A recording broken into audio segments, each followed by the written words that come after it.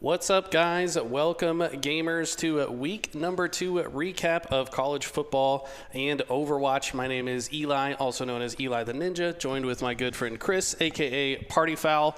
We're your lead RDs for this region of Sandhills overall, and we are so excited to watch more footage. You guys put on such an insane show last week. Let's see what happens this week. How are you feeling, Chris? I'm faring very good. We are in week number 2, so we're kind of getting settled in here. So we're going to see, how the team starts selling as well. But week 1, we had some really great games. I'm hoping for week 2, it's just the same. I have no doubt that it's just the same. We've got some great matchups. Looks like we got Cumberland Polytech versus Northside Onslow, one of their teams. We've also got Jones Senior versus Hoke County. So those are going to be the college football matches. Then we're going to go to a break and jump into Overwatch after that. But let's go ahead and jump into the first matchup here and see how this one went. Let's go. We'll have it up in just a second. Here we go. All right, so we got Cumberland Poly on the left, Northside Onslow on the right, and we saw some crazy college football action. This game is just so well designed. I got to give it to EA. They crushed it with this game. Look at this intro. I mean, if you're not hyped up just in the opening stages of one of these games, like, there's something wrong with you. Yeah, looking really good. So we see the Ohio State coming out, one of the big teams in college football. So, of course, they have a really good intro starting for them. It looks like we'll get in through this. But last week, we saw some really good offensive teams, some really good defensive teams. So this week, I really want to see if we can find that player who kind of meets in the middle, that has that good offensive play and that great defensive play as well. For sure. And if I'm not mistaken, Northside Onslow, were they at the top of the leaderboard for the leaderboard that just came out? I know one of the Northside Onslow teams was very highly ranked. We're going to double check that for you guys. But, yeah, we've seen, by the way, the leaderboards are out now. So if you haven't seen where you guys fall on the leaderboard, if you're one of the competitors, definitely take a look at it. See how your rank is starting to shape up against the others, and I think we do have it here. So yeah, I believe this is the #1 player right now in the Sandhills region. Both of them. So yep, it is going to be Northside Onslow on the Ohio State. Cumberland Poly, it's actually going to be playing Old Miss. I like the change up a little bit here. We saw a lot of those really top schools, but Old Miss coming out for Cumberland Polytech, we'd like to see it. But as you were kind of saying last week, these top players, we're seeing some of the switch around on the depth chart here. So this might be why he is in that top spot. He really utilizes all the aspects of the game to his advantage, so he can go ahead and get those wins pumping out. But we'll have to see how he does today versus his opponent in Cumberland Poly. This is really interesting tech, right? Like, just kind of knowing that he can place the players in specific spots to maybe make them a little bit more effective for his team. And that's some good intel to take advantage of if you're one of these other players taking a look at this. As we see, Ole Miss going to have the ball first. Doesn't really get too much yardage there, just 1 yard, and we're now 2nd and 9. Last week, we were kind of seeing the same thing. Some of those run plays weren't really, panning out so well at the very beginning. We are going to see a possible throw going deep downfield. Will they be able to get it? And it looks like it's unfortunately just incomplete there. Looked like that other player could have caught it on the other team for an interception, but was outside of the line there. So going to be 3rd and 9 now. So let's see what the play is. Looks like the defense is going straight in, but a great timed pass. Unfortunately, not going to be caught, though. Very close to an interception there as well. Again, one of the mechanics in this, as you see at the top right-hand corner, is that stadium pulls. The home team does get that advantage, but we will be swapping the schools around each week so that they do get the home and away advantages as well. So if you're home this week, you'll most likely be away next week, so don't worry about that if that is working against you. Yeah, we do our best to make it as even as possible. Now, keep in mind, with this many teams, there might be a couple teams that get one extra home team game, so it's just a nature of scheduling, but we try to balance it as best as possible. So now, ball in the hand of Northside Onslow. Like we said, this is the #1 player in the region right now in our league. Granted, it's only been 2 weeks, so things could change, but this will be an opportunity for them to show us why they're so far at the top. We're on 3rd and 8. A couple of those plays, not very many yards being picked up, but they could just be game warmed up. This is their first game of the night, so possibly a little bit of cold hands on those controllers and kind of just feeling out their way, seeing if those running plays or those passing plays. But they're going to drop back for a quick pass. Will they be able to pick the first down? They do, and very good yardage on that play there. You saw the little juke there to get just a little bit of extra yardage. I feel like that made all the difference right there. Juking, dodging that first defender, has to be stopped by the next set. Perfect first down, and we're already making some progress up the field, up to the 45-yard line. First couple of plays were pretty quick. They have slowed it down a little bit, so they are taking a little bit more time to see what plays they want to go with here. Looks like they're going to start, drop back the play clock. They find, wow, great juke there. Looks like they might just a little bit, a couple of inches from that first down, but here we go, right back into those quick plays because they don't want to give their opponents time to set up. Look at this. I have not seen the player. It looks like they're kind of, was that an audible there? Moving some players on the fly. Maybe all a distraction. The defense is seeing these players moving to one side. It draws your attention towards that play, makes you think that that's where they're going to toss the ball, but he just sees an opening in the center of the defensive line, and that seems to be the play so far. Gets another juke down the center, and these running plays are extremely effective. Great job, and as you did say, it is the audibles you can see on the lower right hand of the screen, so they're setting up the quick play, but throwing the audible in there, as you said, to kind of throw off their opponent. They do get a quick pass, and they're going to go ahead and pick up another first down. The juke and a little bit of push and tug to get a couple of extra yards, but again, straight back into these really quick plays. Starting to see why this player has been able to accumulate so many points in the games that he has played so far. Massive point differential. And one thing I'm also starting to note is how much they're using those spin juke plays when running the ball. You got to be careful with that, though, because your player a little bit more likely to fumble the ball if you get tackled at the wrong time in the middle of a juke. So a little bit risk reward there if you can pull it off. And we see the first touchdown on the board for Northside Onslow, starting off hot. Exactly. A couple of those first plays didn't pick up too many yards, but once they got into the groove, they were able to pick those all up. Really quick play selection there into a couple of the audibles, able to find a lot of runs down the middle, but this last pass, perfect for that first touchdown of the match. This player is very good at keeping their options open. They have a lot of different plays and receivers running on different side. Confident enough to go for the 2 points, and why wouldn't you be confident when he's made progress with the ball in every single play? I love that decision. You know, if maybe the opponent was showing a bit stronger resistance on the defensive side, you could make an argument for the upright, go for the kick, but he said, you know what, if I'm that successful running the ball, I might as well get the extra 2 points. And yeah, as you said, why wouldn't you there? Good job on this, but as we saw, actually also I want to point out, very good kickoff placement there. Didn't put it into the end zone so that you could get the touchback, and kind of got them stuck at the 10-yard line. So they're actually great run though by Cumberland. They're going to go ahead and pick up the first down, and great movement by them. Cumberland Polytech showing some signs of life here. Very good offensive effort already. Can they continue to replicate that success? Here sees an opening to run the ball, almost gets the first down, slides it in, and is now just 1 yard away from that first down and still on the second down. Again, injuries are on, so you do want to take care of your players' health during the game. So just like him, he gets past them and picks up a great first down there. So actually finding some success on the running plays now. Cumberland, recognizing how effective the strategy was for Northside Onslow, said, hey, I could probably do that. And opts to go for the run through. It's a common play with just 1 yard to go. But here we go. Another one's coming through. This time not going to get as much mileage out of it, just 1 yard on that first down. But maybe going for a pass play here is my prediction.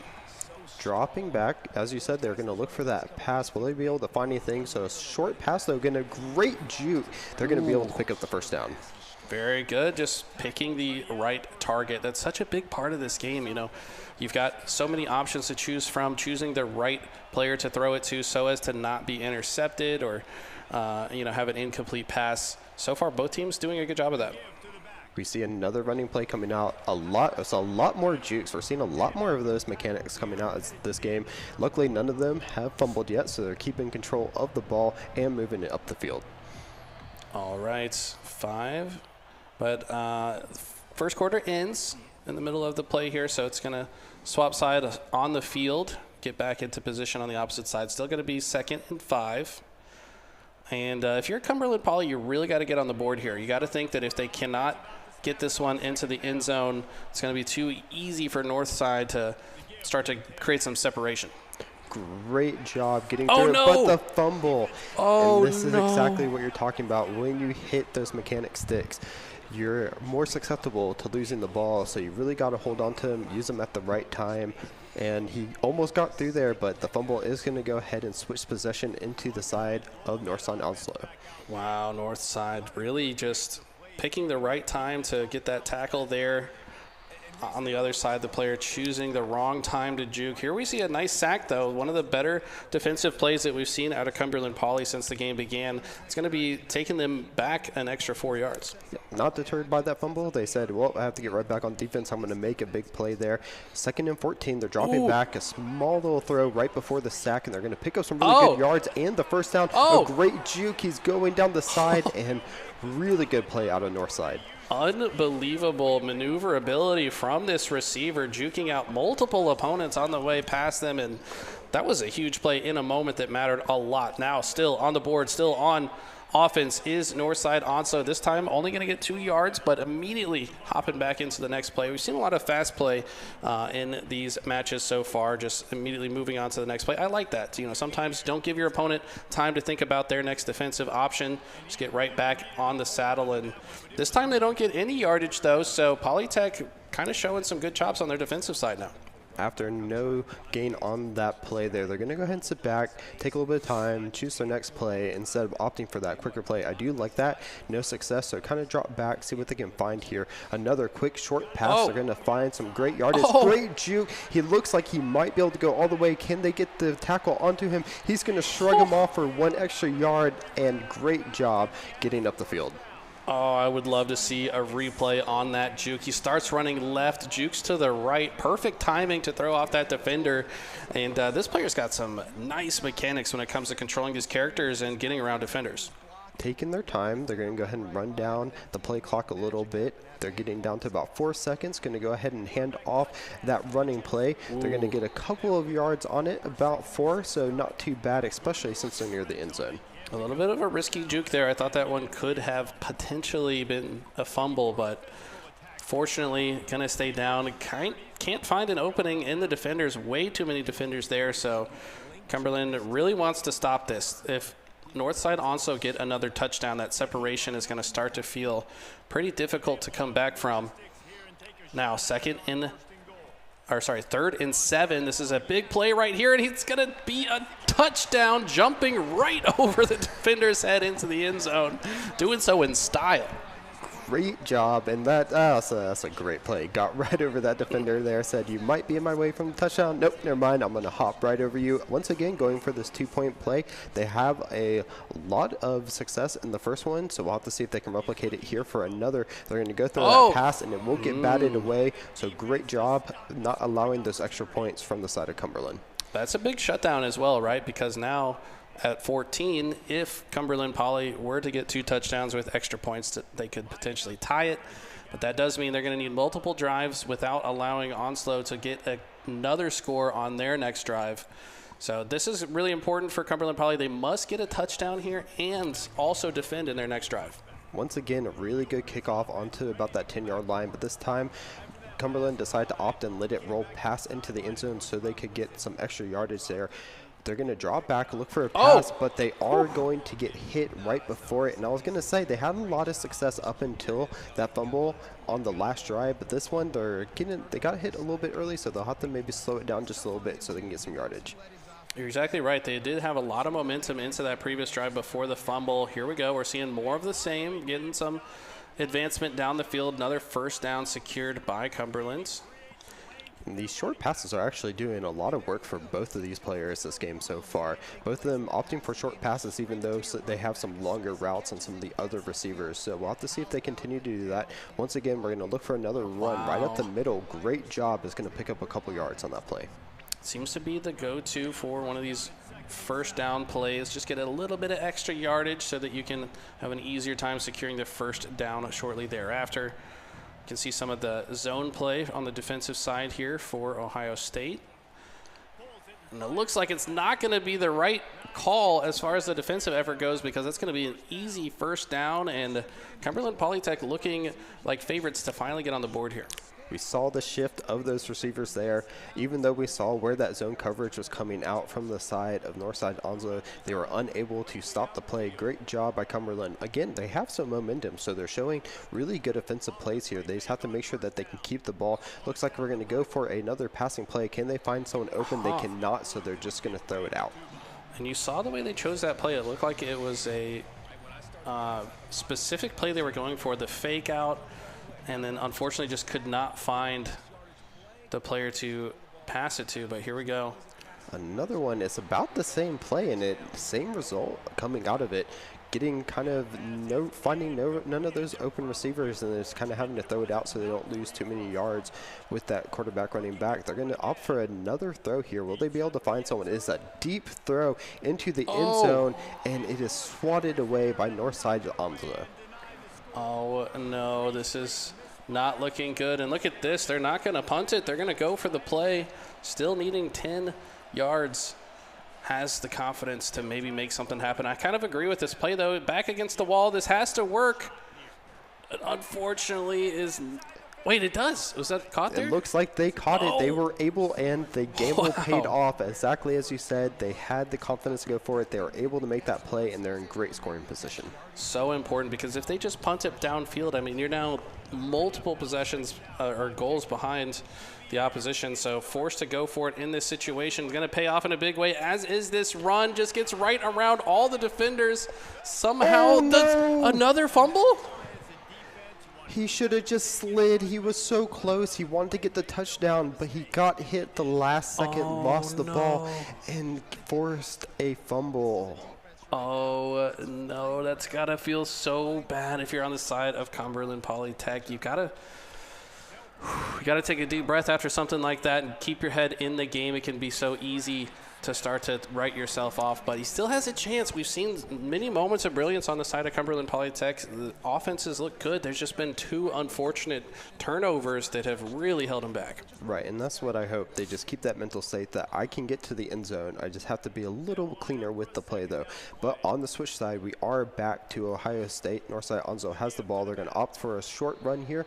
Only about no gain on that play there, but again, we're seeing these quick resets there, though, since they found some success. They're going to, looks like no audibles on this play. They're going to go straight into it. A short pass right to the receiver. They're going to get some yards. Great juke, 1-2, and finally get taken down at about the 48-yard line.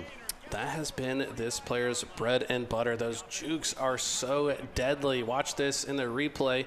Running straight left, but no, going to juke and cut to the right. Unfortunately, didn't get to see the full replay, but I'm sure we're going to see more of it throughout the rest of this game. What do they have here? Wide open receiver with a perfect catch. Had to hit the meter perfectly, I think, to catch that one. Yeah, great job by them.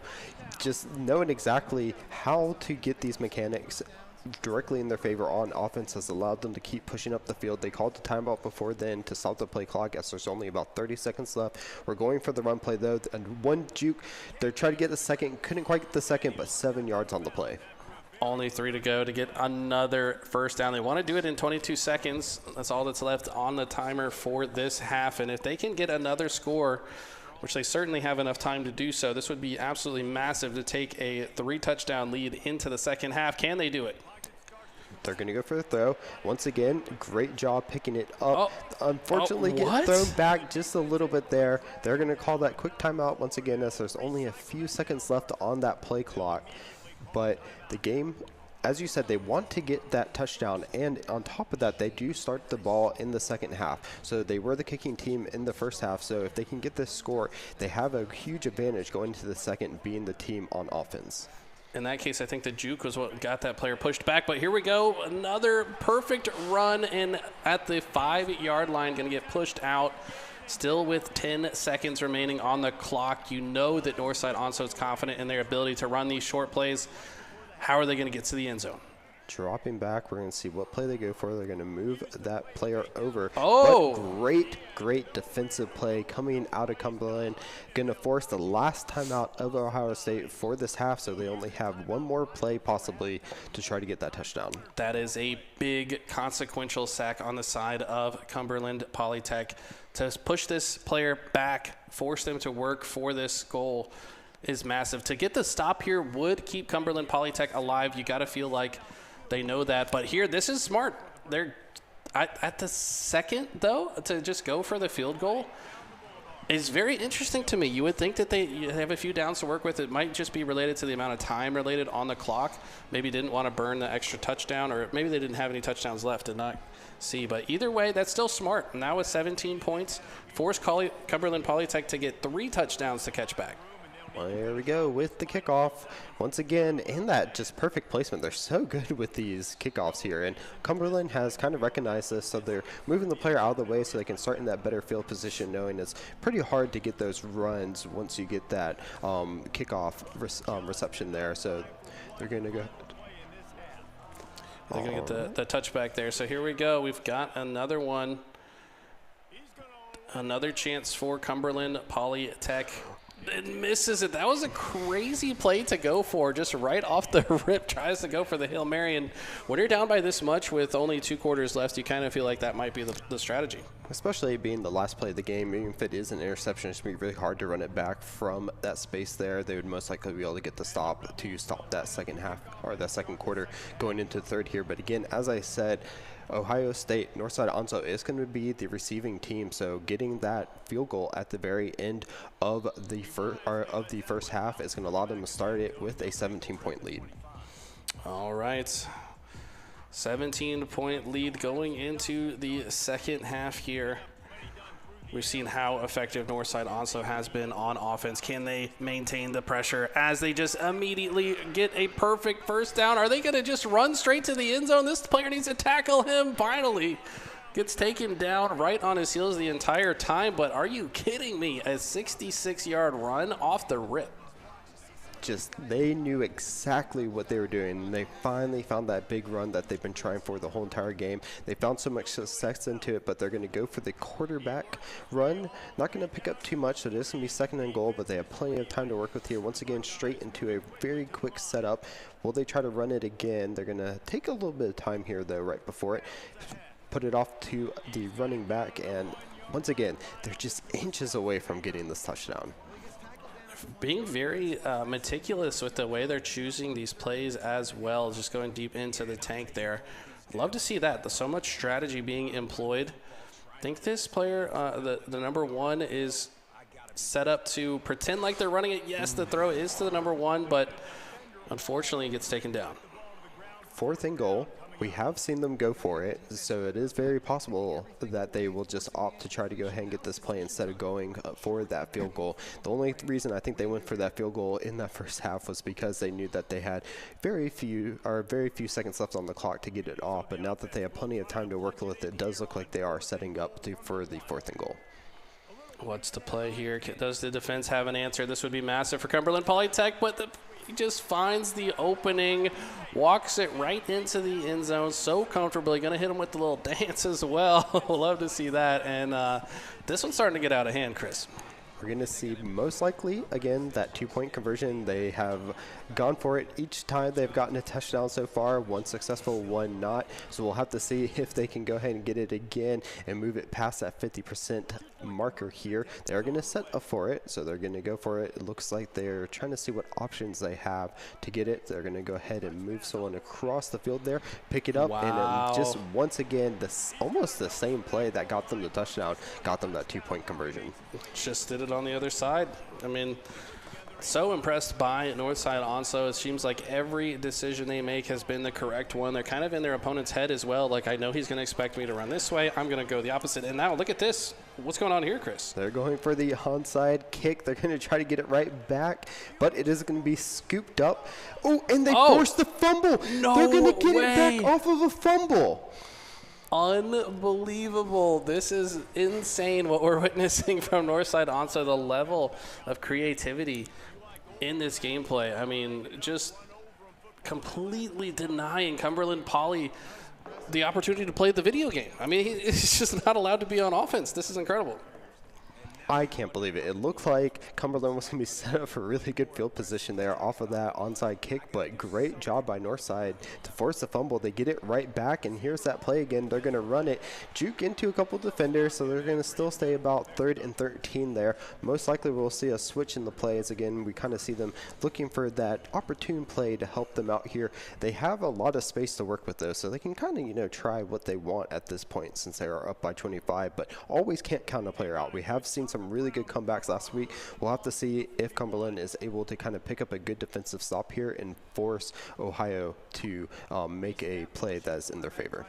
Keep your eye on the square player on the right here. Yep, he's the one that ultimately ends up with the ball. I didn't think that's how he would end up with it, though. The creativity is out of control on the side of Northside onside. That almost worked, but unfortunately the pass is not completed. Now 4th and 13. You got to wonder, what's the play here? They're setting up for it. Wow. They decide, again, not to kick. They're going to go for it. They've had a lot of success, so they're going to sit back. This is more of the, wide open. They're going to catch it. Oh, my goodness. This is absolute domination so far on the side of Northside Onso. They're so creative with their playmaking calls. Here, just see an opening to make the long pass on the 4th down. I mean, Cumberland Polytech must feel smothered right now by this opponent. You figure when you are 4 and 13, that's going to be the most stressful. That's when they look the most relaxed, but they are going to throw an interception there. So, again, that 2-point conversion, they're at about a 50% success rate with it, but when you're up 31 points, you can make those gambles. That's right. Okay. 3rd quarter, 4 minutes left. We're seeing another onside kick. Can they do it again? No! Did they get it again? They got it back. Oh, They missed the pickup on the ball there, and is going to once again go right back into Northside Onso's hands. That is 2 successful onside kicks so far. This is unreal. Perfect pass there as well on the 1st down. The passing mechanics are on point. All the mechanics are on point on the side of Northside. We're starting to see why he's number 1 on the leaderboard. This is what we talked about. This player has all of the tricks in the book. Offense, defense, jukes, perfect plays, another juke down the field. And this player's starting to look like he could be a front runner in our competition this season, Chris. Yes, and we love to see it. We love to see these players that are able to bring out the most in the game here. And once again, drop back again. These short little passes right to him again. Gonna juke one, push off the other, and ultimately get taken down by the 3rd. But again, so many yards on each one of these plays. They set up for the really fast plays, so the defense can't really set up the best way they want to. They'll go for audibles when they need, but they're going to go ahead and jump off the pass, not get too many yards. But this has just kind of been their bread and butter. Whether or not they get the yards or not, they just kind of opt for these fast plays, and then we'll make adjustments on the 2nd or 3rd down. I've been so impressed. This player must have been watching Trini's videos. By the way, we keep talking about it, but make sure you guys are watching those coaching videos. Some of the best players in the world. I think Trini has won like 10 Madden tournaments or like championships. He's the guy to learn from. It almost feels like Northside Onslow must have learned a thing or two from watching those. We see the play clock being dwindled down and a flag is thrown here. Curious what happened there. Didn't look like the play clock was quite at 0 yet, so we'll have to see what may have caused that, though. They are going to get pushed back, so it was on the offense that time as well. But again, as we've seen in the past, these few extra yards has not been any detriment to the Northside Onso player. Yeah, 2nd and 15, still has a couple plays to work with. Let's see what the play call is here. See a couple runners on the right side. Yes, run does go to the right side. Those 2 receivers were just going to act as cover for this player to get through the run. And this just looks like a matter of time before we're at 37-0. 3rd and inches, but only 2 yards away from that end zone. They're going to go ahead and drop it back to the runner once again. And as you said, the stutter steps right before the end zone. They are feeling it at the moment. A little bit of showboating there as we see the player also dancing in the end zone. Whole team out here to give him props. This has been a very impressive performance so far from the side of Northside Onslow. And I got to say, Cumberland Polytech, I don't think they're really playing bad. It's just Northside Onslow just kind of has the answer for everything they're going for. We're seeing a high-level chess match before our eyes here. We're going for the 2-point conversion again. Woo! And kind of just as it's been, we started with one, the second was unsuccessful, the third one was good, fourth one unsuccessful, fifth one is good. We're just following a pattern here on the 2-point conversions. And look at the last-second pass into the last-second catch. Look how clean that is on the replay. Love to see that. Okay, now we're seeing a traditional kickoff here. No onside kick to be used, and maybe this will be Cumberland's chance to get on the board. Does get the fair catch, and you got to have a miracle here if you're on the side of Cumberland. They still have time, so they can do it. We have seen a lot of points picked off, but they do have to be smart about their offense now. They're going to move forward. They have to get up the field in an effective manner. They can't take too much time because there's only about 2 minutes left in the third quarter and then 7 in the fourth. So they're going to drop back, look for a pass, but, they are going to get sacked. I think he did get the throw off. Yeah, he got the throw off at the very last second so as to not lose the yardage, but great blitz there on the side of Northside Onslow to just apply that extra pressure. And if you're on the side of Cumberland Polytech, you got to just make that decision to throw or run that ball a little bit faster before you get those defenders in. Here's a great pass and a first down on the side of Cumberland Polytech and some much-needed momentum on their side. Yeah, very effective play by them there. That's what we want to see. A little bit quicker, being able to pick up those yards, even if it's 5 or 7, is much better than 0. They're going to draw back, look for the big play, but there is coverage on that ball there, and they are going to force the incomplete pass. A little bit dangerous there, playing with fire, but it's the type of plays you got to go for when you're at this high of a deficit. Got to make some Hail Mary plays.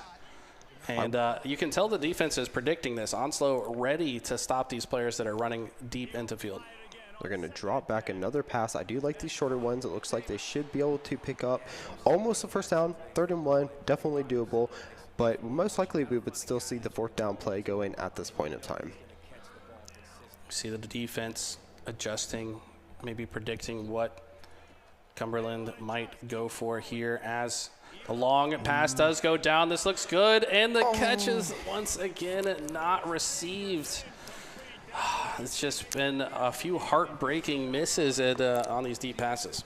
They have, and I kind of just want to see those little smaller throws. They've been really successful, and they get them the yardage that they've needed so far. These longer ones, they take up time. They have been unsuccessful, and so I want to see the more successful plays come out because I would like to see Cumberland kind of get this game back into it. But unfortunately, though, unable to pick up the first down there, and it is going to be once again Northside Onslow ball. You could tell that the way Onslow positioned their defenders, that they were expecting them to try to run it straight down the center, and they just were met with a brick wall of defense. And now Northside Onslow not wasting any time at all. Very first play on the offense, and he's diving into the end zone for another touchdown. And yeah, this one's not feeling real good for the side of Cumberland Poly. Oh, and they have conceded. So the forfeit does come out, but I mean, at that point, there's really not enough time. You're not going to have enough offensive drives. Your opponent probably not going to let up on the offense whenever they have opportunities either. So just said, you know what, GG's, you played great. Going on to the next one. I kind of respect that. You could kind of tell where that one was going. A lot of momentum coming out of Northside there, as you said. They were just perfect that game. Everything was going right for them, whether it be the 4th down plays, the onside kicks. The only thing that they had a little bit of trouble with was the 2-point conversions, but when you're so effective on offense and defense, it really doesn't matter at that point. Very excited to see what Northside Onslow has in store for us in the rest of the season. I think Cumberland Polytech against another opponent would have put on a better show, but right now, that's the best player in the league. I mean, it's only 2 weeks in, so, there's still a lot more matches to play out to really decide who the best is. But right now, he's the front runner, at least for our region in Sandhills. So both these teams, best of luck to them in the future. It looks like our next match is going to be Jones Senior versus Hoke County. And I can't wait to get into this one, Chris. Yep, exactly. And before we get into that game, though, we are going to go into a short break. So once we get back, we'll take you right back into the action.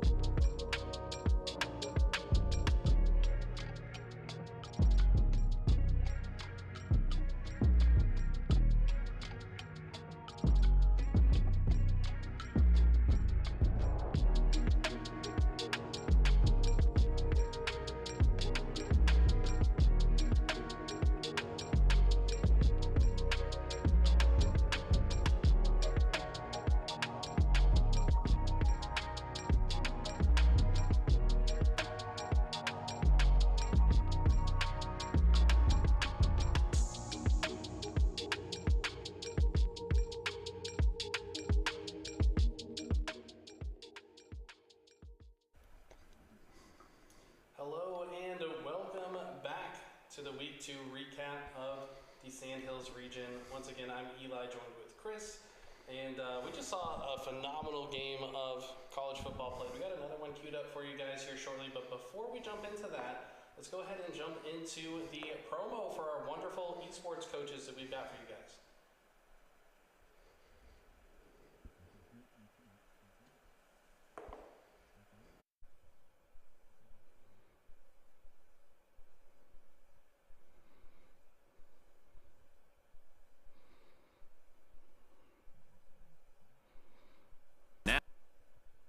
For his consistent tournament success and high-profile victories. Cover strategy with 11-time Madden champion Drini, one of the youngest and most dominant competitors in the Madden esports scene. Need help locking down your aerials? Try Rising Star Chief Beef's course on competitive Rocket League. Whether you're a filthy casual or a seasoned tryhard, get 8 straight weeks of exclusive expert game knowledge crafted for you every Friday, with the first videos dropping October 11th. That's 32 total videos covering everything you need to know about your favorite games, from fundamentals to high-level strategy. You'll learn positioning and teamwork, defensive and offensive strategy, practice routines, game sense, communication, mental and emotional resilience, all the way down to analyzing meta and adapting to change. Everyone has something to learn and enjoy, and these courses are completely free. So what are you waiting for? Go to thenotwork.org/register to sign up and get access to these courses. We've hired 4 pro esports coaches to train you. What a cool thing that they've done here at VESL for these students. By the way, if you guys need help finding those videos, just ask your mentor. They should be able to direct you exactly where to find them. And I got to apologize to Drini real quick. I called him a 10-time champion. He's an 11-time champion, all right? So don't need to, not give him as many flowers as he deserves, because he is incredible. And I got to say, these videos are fantastic so far. Have you had a chance to look at them, Chris? I have, and I've loved every single one of them. I learned so much about the games watching them as well, so we're able to put out, the best content for you as well. But as always, though, if you have questions or if there's something you want to learn that you haven't seen in a video, reach out to your mentors. Let us know what you want to see so we can pass that information along to those coaches so they can get you the best information possible. So far, they've got a game plan for how they want to do the first several videos, but as Chris said, the last set of videos are going to be mostly decided by you guys. So if you have any particular things or strategies that you would like focused on more by these professional esports players, just let us know and we'll try to get that covered for you. But on that note, let's go ahead and jump into Jones Senior versus Hoke County, and I believe they're already 35 seconds in, so let's just jump right into it. All right, so here we go. We got Alabama versus Texas are going to be the colleges represented, but we got Jones Senior High School A on the side of Alabama, Hoke County A on the side of Texas. And it looks like Jones Senior with the ball first and already progressing down the field. Picked up the first down. They're about third in a couple on that first play, so it looks like they're having success already moving up the field. So it does look like Jones Senior is the away team as we are in the Texas Stadium. They're going to go for that throw. They're going to find it, but great coverage by the side of Hoke to pick up that stop there. Like that offensive play, did you see the way the receivers were going out, almost like a butterfly pattern? 2 in the bottom right, 2 in the top right. Now we see a run play. This is going to be another first down, and they're going to get some extra credit for it as well. Now down at the 39-yard line.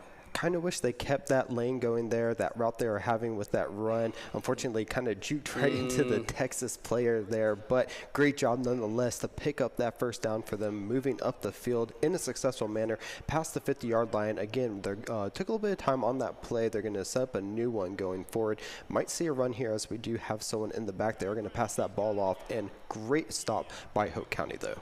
And now I love this because now we're getting to see the side of the away team. So Jones Senior High is the away team here, and you can see how that pulse meter is affecting the plays. It's making it a little bit more difficult for them to get these plays and understand what's going on. As we see a long pass go out, it will go down, but just a nice look at the other side of the coin as far as the home versus away. Bit of a risky throw there. Did have 2 defenders on them that were making it a little bit hard there. But look at this. With the stadium pulses and making those routes kind of swivelly there, making it a little hard. But they're going to go ahead and get the completed pass, but no yards on the play. So they're going to be about 4th and 10. Really have to pick up something here to progress the ball. For sure. And if you guys have ever attended a college or NFL game, you know that you got to be loud in the stands. And loud right now you should be for Jones Senior, as they were able to get that ball. And you know the fans in this crowd are not going to be happy about that one, as the away team with a very nice touchdown off the start. Jute that diving tackle to get into the end zone. Again, we're going to see these 2-point conversions. It looks like it is very popular among the players to go for those 2 points. Again, if you're unsuccessful with it, at least you picked up 6 on the first initial one. We are going to see the throw. He is going to pick up the catch and run it into the end zone for those 2 points, and they're going to start the game 8-0. I feel like the strategy is, if you're not really facing resistance on the defensive side, why not go for the extra 2 points? Almost every play had some progress, and we see the onside kick, and I think it's going to be picked up. Okay, Hope County still does get the ball, but that was scary for a moment there. Flashbacks from the last game there. Luckily this time, though, a bit of a lucky bounce off of the defender's leg to go further into the territory of Texas there, so that one of the offensive players could pick it up there. But again, these onside kicks have been pretty good over these series so far. The downside is now Hope County starting a bit further down the field than they would compared to a traditional kickoff. So there's some risk reward there, and now Hope County with a nice pass. That player did a good job to hold on to that ball, full front flip, but they get that 5 yards there. We do get to see Hope County on offense. We'll have to see how they play it out. Good job by Jones starting out. So again, they do have to flip on the defense. Here we do see Hope County starting off with a good first play. They're going to go for another run, find the first down, and right now they're doing slow and steady wins the race. They're picking up, very safe plays, but picking up yards at the same time. Will Jones be able to find a stop? So far, every play has been a lot of yards. That player going through several defenders at the same time somehow gets 7 yards out of it. Now just 2 to go for the first down, and another successful run quick on that trigger finger, and it's going to pay off. I think they might be throwing them off with these quick decisions. Right now, Hope County is doing their best Mike Alsad impression, going straight through the defenders, picking up additional yards on that play, though. Right now, they're finding a lot of success. We're about to see a throw right down the middle. Diving catch unsuccessful, though. Barely. It looked like that one was just ever so slightly not caught by the receiver. Still has multiple downs to work with. What's the play here? Do you go for another throw, or do you find an opening? Looks like it will be a throw in the center once again, and it is caught this time. Now just 1st and goal. Didn't find success the first time, found it the second time. Love that they did not get deterred by that first incomplete pass. Go right down the middle, and there are 1st and goal. So both teams, really good job on offense so far. Unable to run it in, but they are only on the 2nd down. 2nd down, still the same yardage to go here. But if you at first don't succeed, try and try again. That has been the tale for Hope County so far. Can they earn a touchdown and tie things up here with a 2-point conversion as well? First step, though, has to be the touchdown. It's going to be another ran play, but that's not going to be successful, as the defense is way too strong in that center pocket. They are trying. They do have a couple more plays left for them. We've seen a lot of players go for that 4th down play as well. So most likely we'll see it here if they're unsuccessful. But they are going to drop back, look for a different play. That short little throw to the side, jukes, and going to dive into the end zone. There it is, 3rd time's the charm, and touchdown Hope County. Got to be a little bit careful with those celebration dives. I feel like that's got to add to the potential injuries for your players. But we do see interesting call here to go for the just 1 point, extra point, instead of try to match the 2-point conversion. We'll see if that ends up paying off in the long run. A little safe than sorry, but again, those are the points that they need. Only 1 point difference here. They are going to go ahead and get a great job. So instead of the fair catch, they are going to go ahead and try to run it, and actually finding some great yards. Going to get past the defenders. They're going to juke right back into the pack, but it doesn't matter when you get to the 40-yard line. What an impressive catch and run there off the return, and now have so much less work to do throughout the rest of the drive. It's going to be a handoff and down straight to the 1st down once again, and we're seeing swift progress down the field now for Jones Senior. Very successful runs, finding it right up the middle, kind of as we saw in the last series as well. Might be a kind of a meta that we're seeing here, but we do see a short little throw right off to the receiver, but they are going to lose 1 yard on the play. Yeah, it looked like it had a good vision there. That does conclude the first quarter. Going into the second quarter here, still 2nd and 11. On the other side, that pulse meter really making those lines squiggly on the other side. So this player better know his play really well. Looks like he might go for the long pass. No, it's the short pass instead, and it's going to be another juke. Can he get through? I like the move, but too many defenders to get past. That's still going to be a massive play. Another first down for Jones Sr. Great job once again, knowing exactly when to get that pass off right when that receiver was finishing the route and able to have enough momentum to carry the ball a few extra yards up the field. Again, we're going to see a run now. They're going to go and see if they can get past a couple. Going to pick up 4 yards on the play. Love that. Just goes straight down the diagonal. Has lots of players defending. Now, what's the play? I think you go up the left side here, perhaps. Maybe drops back and goes for a long play to the, yes, left side. Here we go. Can he get any yardage out of it? It looks like 4 at the very least. They're going to pick up a little bit of yardage, though. Actually, it looks like they lost 1 yard on that play, actually, now to 3rd and 7. So they're going to lose a little bit. They're going to have to go for a better play here, but we kind of seen a lot of success on it. They have changed the play up, though. We'll have to see which receiver they go for right into the pack, but great job picking up the first down. Very smart, those defenders playing in front of the player instead of where they needed to be, and that's going to now leave them 1st and goal. What's the play here? Short pass down the center. Can he juke through some players? Will gain some yards, but ultimately get pushed to the ground. So it looks like it might be another inevitable score from Jones Sr. unless Hope County has the answer. Tried to muscle their way through, unfortunately not able to get, but we see them setting up the audibles, trying to figure out which play they can get to get that touchdown. They're taking their time. They have plenty of time on the play clock, so I do like what they're doing here. Looks like we might get the snap here in a few seconds. There it goes. But ooh, nice little juke off of that defender. They are going to be able to get so close to it. Brought down just inches away from that end zone. He tried to just lean his way into the end zone. Didn't quite work out, but I like the effort. Now just right there, inches away from the end zone, but it's 3rd down. This play has to work or you're not going to feel very good about it. No, he's going to get taken down. 4th and goal. What's the play now? Do they go for it, or do they just get the field goal? From what we've been seeing, but they're most likely they are going to go for it. They don't shy away from these 4th and goals, and I respect it. Again, if you mess, you're not going to be in horrible position. Great. Getting the defender off of it into a touchdown. He was able to shake off the defender, get the throw off into the end zone, and touchdown Jones Sr. Wow, Dupre, what a catch as well. Not just a good throw, but a good catch. He just stands there. Defender, I think, was not in position to stop that one, and a great just standing jump for the catch.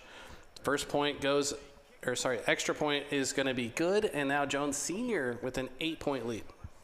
Opted for the safe play. They are going to get that 1 extra point, but after such a great drive, I respect it. They're going for another onside kick. Will they be able to succeed this time? Unfortunately, a little bit off, so they are going to be able to pick it up. It was a little scary there. Yeah. He kind of touched it and then didn't pick it up right away and allowed the Alabama players to get there so they could get the stop before he could start running. Delayed pickup, but that means they're going to start about 20 yards further up the field than they would have traditionally. So Hope County going to be totally fine with that. Tries to go for a pass, barely gets it off. That could have been a fumble situation, but it's just an incomplete pass. Had to be a little careful there. Took a little bit too much time to get that throw off, and as you said, got lucky for the incomplete pass. But once again, we're going to see it again. This throw, though, is going to be complete. Gets the first juke off, going to pick up more yardage, and is within 10 of the end zone. Wow. It just feels like these players are having so much success getting it down the field. Hope County needs to score this one, though. They want to get close to tying it up against Jones Sr. This is already such a close game. If Jones Sr. can somehow stop this, that would be massive. Looks like he doesn't have an opening. He's going to have to run backwards, and he's going to lose a lot of yardage for that. Still 2nd and goal, but quite far away. Unfortunately, dropped back, wasn't able to get that throw off to get the incomplete pass. It looks like may not have had any receivers there to allow it and may have gotten penalized for just throwing it away. But they're going to drop back. We have seen some really great passes from them, though, so they're probably not going to be too worried about this position. There it goes, that first throw to get them up a little bit, the field a little more, about in the same position they were before that force back. Yeah, I got about 6 or 7 yards off of that play now at the 16-yard line. And with third down, you got to make the play here. But no, it does not make any decision, gets sacked again. And Hope County got to decide, what do they want to do here? Are they going to go for the field goal? Yes, it looks like they're going to go for it. I agree with this. There's still a lot of game left to be played. They can still make up those extra points somewhere else instead of go for that risky play. No need to go for something that hasn't been working. That drive, they found success in one play, but then got stopped a bit. So take a little bit of a breather, get those points, and then, see how you can set up for defense now and get this stop onto Jones and then possibly get the ball back. Okay, here we go. Now, the punt is in. No onside kick here. Receiving player is going to catch and run. So, tries very impressive juke, gets around so many defenders. The player jumps and dives, and could he go all the way? Oh, he's so close. He's gonna get it. He runs it back for over 100 yards. Great job. As I said, they need the stop, but Jones Sr. said, not today. We're gonna run it all the way back. Hope County just got done making a field goal because they were like, this is the smarter, safer play. And now I'm only down by 5, so, I've got more time to get back into it. Jones Sr., like a lightning bolt, strikes Hope County's hopes and dreams down with a 107-yard run for another touchdown. And, wow, Hope County have to be reeling after that one. Yeah, and we are going to see the ball go out of bounds, so they will get some additional yards picked up there.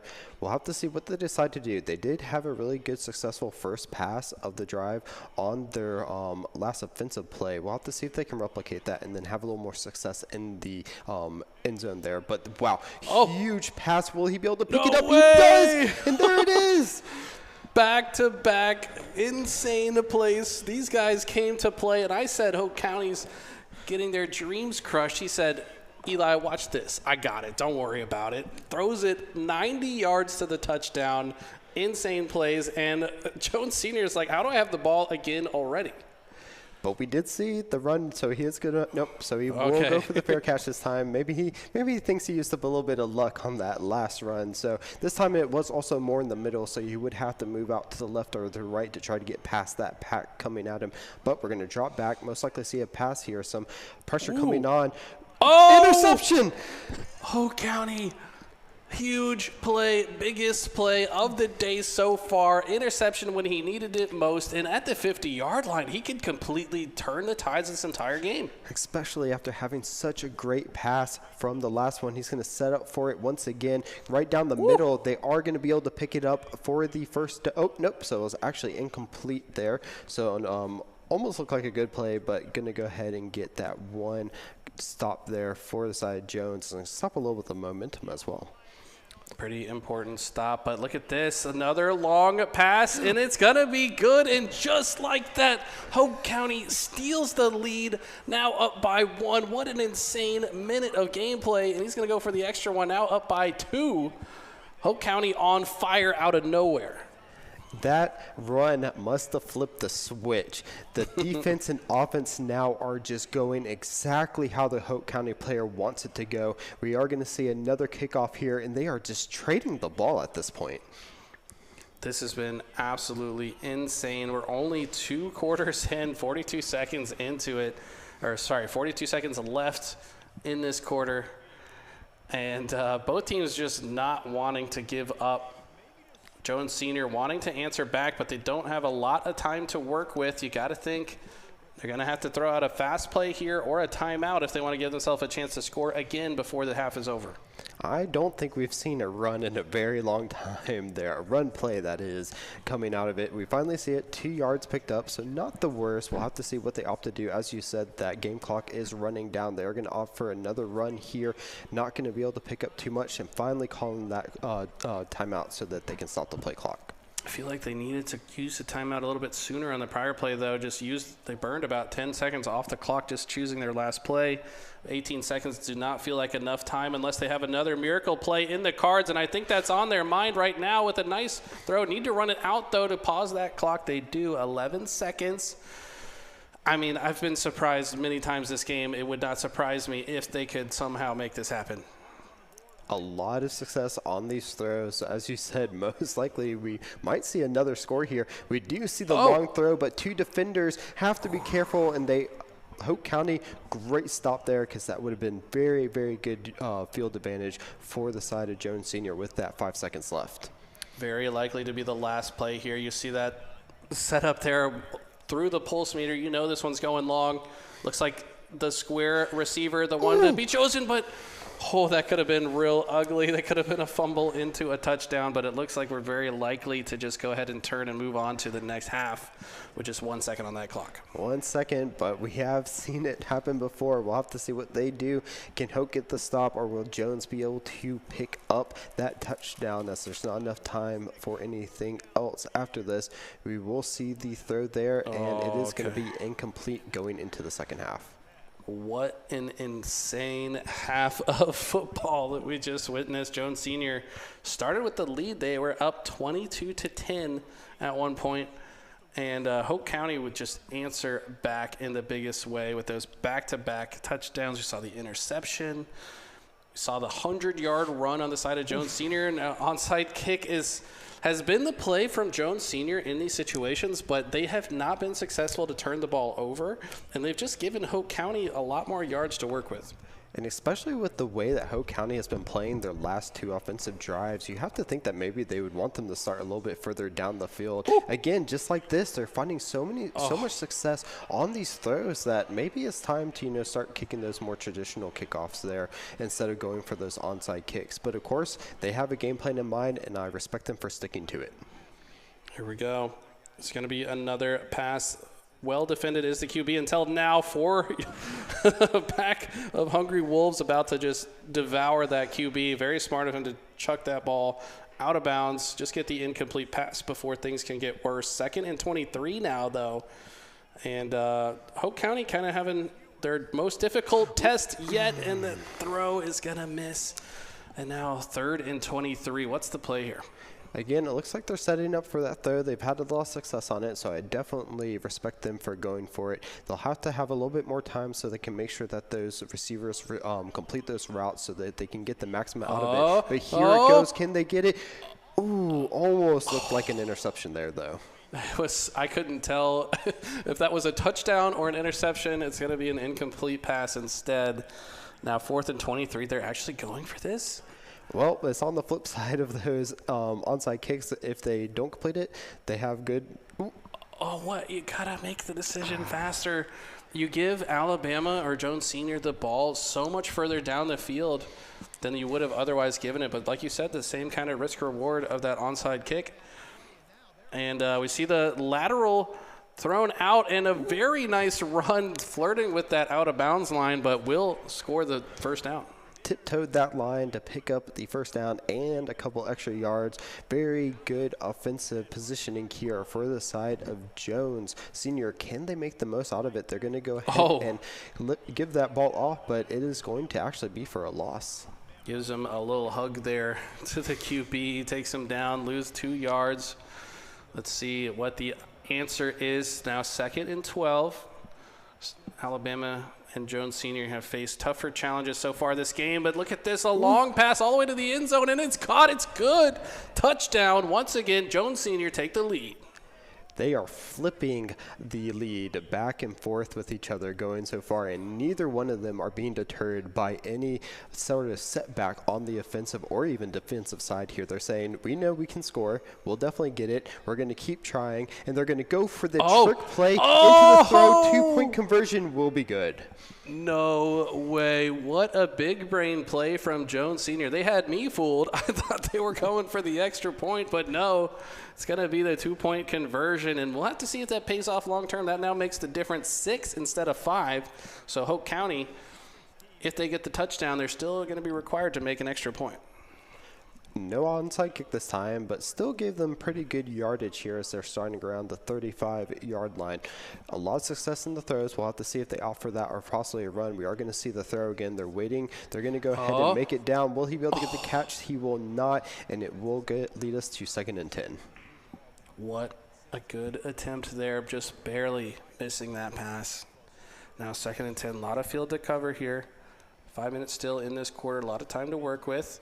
Another pass goes to the same play that he had gone for before. Perfect juke, runs into his teammate. Teammate almost takes him out, but he's going to do the plunge into the end zone, and we got ourselves a game here. Currently tied, but if they make this, we'll retake the lead from Jones Senior. They only need the one to take the lead, and it will be good. So it will be 31-30. As you said, the juke and the teammate, the juke from the defenders into the teammate, doesn't matter. Able to get the touchdown only off of 2 plays. And just we're back and forth in this game. It is so far great job on offense by both teams. So impressed by both of these teams and cannot predict how this one's going to end. 30-31. So much gameplay left. Jones Senior need to get a lot out of this offensive drive, and we've seen how good both these teams are on offense. Finds the opening to run it, but we see a fumble, and the turnover is going to put the ball back in Hope County's hands. And I just said that they've been so good on offense, and is that a Caster's curse, Chris? Did I just curse them on that one? I think you did give them the Caster's curse, but so far it has been Hope County with the 2 big defensive plays that have allowed them to get the ball back, and so far this time they're in the lead. The throw will be incomplete with that diving pass. I think they're trying to get a little fancy with those diving catches there, but again, it's come down to these 2 defensive plays. Both of them, one an interception, the second forcing the fumble there, and just great job by Hope County. They're going to get the catch into the touchdown, once again diving into that end zone to extend their lead. No resistance at all from the side of Jones Senior. It feels like the last few times Hope County have had the ball, they have had no resistance. They just had a free path to the end zone. Jones Senior have done a good job to capitalize on their moments as well. They're going to go for the 2-point conversion, and that is a big play. Now up by 9. Jones Senior put in a position where they're not going to have to just score 1 touchdown. They're going to have to find some more points somewhere else as well. I respect it because if you look at the way that Jones has been playing, they go for those 2-point conversions. So if they had gotten the ball back or unable to get that 2-point conversion, with Jones, how they've been playing on those touchdowns, they possibly could have gotten the lead once again. But now they are up by 9. So even if Jones Senior gets the touchdown and 2-point conversion, Hoke will still have that 1-point lead. This has been insane, Chris. We're seeing some very high-level gameplay from both teams, and that's a good time to get that ball out of the QB's hands as he was about to take a massive penalty. But 2nd and 10, stadium pulse in effect. What's the play here? I think he goes for the pass play, probably on the O player, but no. As he's looking for it, he's going to get blitzed and lose 10 yards, and now back against the wall is Jones Senior. They need a strong play right here, right now. That stadium is going crazy right now, but can we find the big play out of Jones? They're going to run it up. Will they find enough? They will. The good juke into the first down, and that was the play that they needed. That's exactly what they needed it, when they needed it. And now Jones Senior kind of start to see their path to victory. It's got to be somehow get the touchdown here. Figure out the rest later. For now, these plays running it, but the side pass short. I mean, who could have possibly expected that? The defenders starting to stop the runner, and then a beautiful pass to get another first down immediately. This is what they need. They are finally moving the ball up the field. Plenty of time, only 3 minutes left in the third quarter, but we still have the fourth. So what they're doing now is exactly what they need to. Again, using that quarterback to run it up and get that first down, get him out the side so he doesn't get hit. Great job by Jones on this offensive drive. These players are in each other's heads right now. They know which offensive play is going to throw their opponent off every single time. And right now, is it another run play into the pass and a perfect catch? That player had to speed up so fast to get that catch. Catches it right in the pocket of the end zone.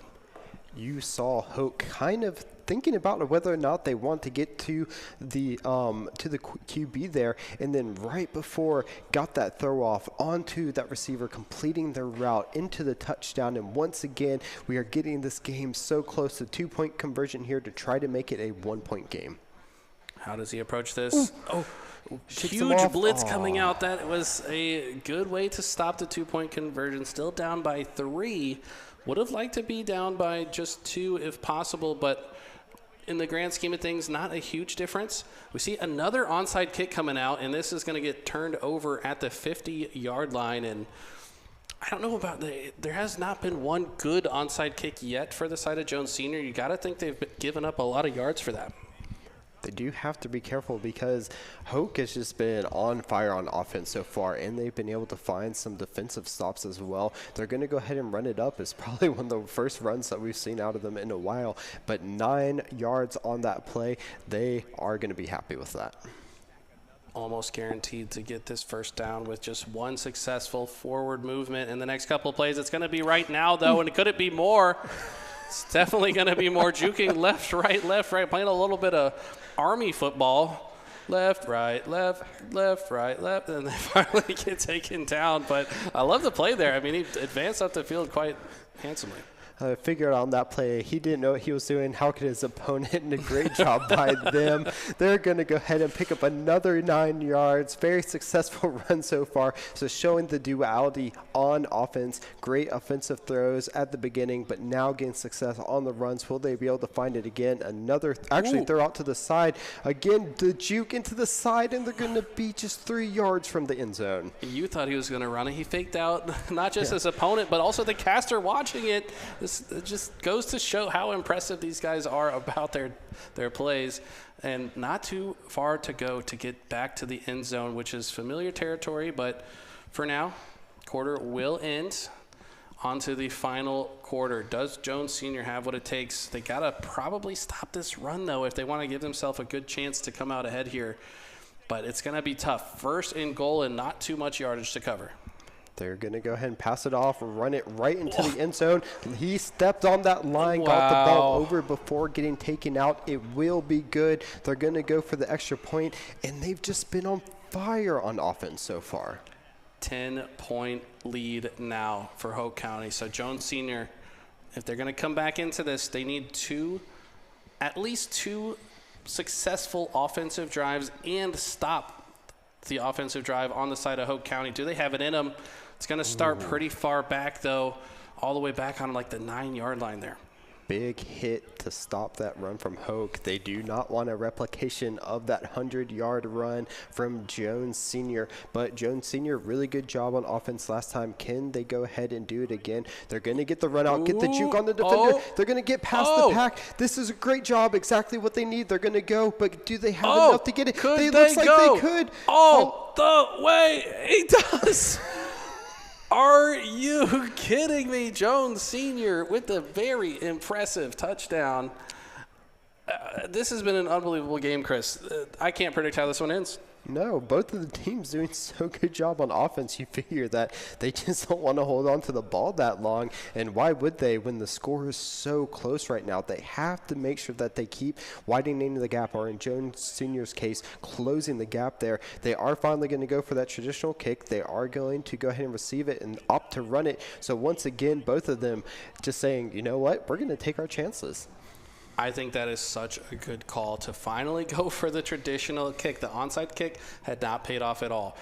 You have to stop this run and then get back to offense and be successful once again to retake that lead. If Hoke County get a touchdown here or even a field goal, it's going to be too much for Alabama to come back from. And we're seeing these running plays, just so many yards off of them, 9 on that first down. So 2nd and 1, you love to see it if you're Hoke County right now. They're burning a lot of clock. They're able to get those runs. They're still progressing up the field. And, you know, this is what they want to do at this point in time. Absolutely.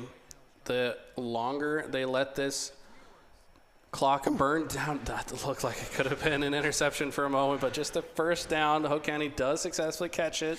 It's a little bit of a scary one there. Look how close this was if they let us watch it. Nope, these players said, I don't care about the replay. I want to get into the next play. And let's see. Hoke County totally content to burn more time off the clock. If they get a touchdown and it takes a long time to do so, it's massive. But it's not going to take long at all because after dodging one defender, there's no one else to stop Hoke County to extend their lead and have a much better chance to close this one out. And I think with how successful Hoke has been so far, as much as running out the clock is a viable strategy at this point, just get those points on the board. If you're trading points and you're ahead, you're in a safe spot. So right now, Jones has not been able to get that really momentous stop on defense like Hoke has so far. So Hoke is just going to continue to pile on those points at the moment. But Jones close behind, they're going to run it again, get some good yardage, and then see how quickly they can move the ball up the field in this drive. You saw a little bit of the fast feet there. Look at this. Just going back and forth. A little bit worried that could potentially lead to a fumble. You want your player to maintain control of the ball and themselves. And a nice run here, juking back and forth. Maybe got a little too fancy with the footwork there as they will get taken down with no yardage gained. Yeah, and maybe it was one juke too many at that point. They probably could have picked up at least 2 or 3 yards if they had just decided to run it a little bit more there. But, again, we've seen them score just off of one play alone. So, again, here, this is going to get a hard hit onto that defender there from Hoke County. Only 4 on the play, so it is 3rd and 6. Okay, Jones Sr., do you have it in you? Their work is cut out for them. They need to score here. They need to advance down the field first, though, and Hoke County says, no, you will go back. You will have to punt this ball or force a turnover at the 10-yard line. But on some level, they kind of have to go for it here. It's got to be a long pass. They do get it. First down is good, and the defense was unable to stop it, and that's a massive moment for Jones Sr.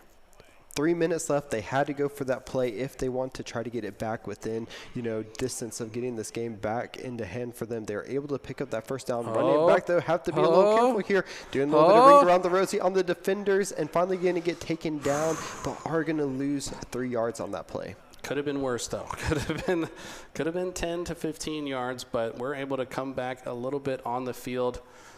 Defense really smothering the quarterback here. Can they find a pass before the defenders get through? It's going to be a long one as long as it gets, and it's going to be a turnover, interception, and Hoke County might have just sealed the deal with that play. And this is where the big difference has been this game. These interceptions, these turnovers from Hoke on defense have allowed them to get in the lead and stay in the lead. And then, of course, that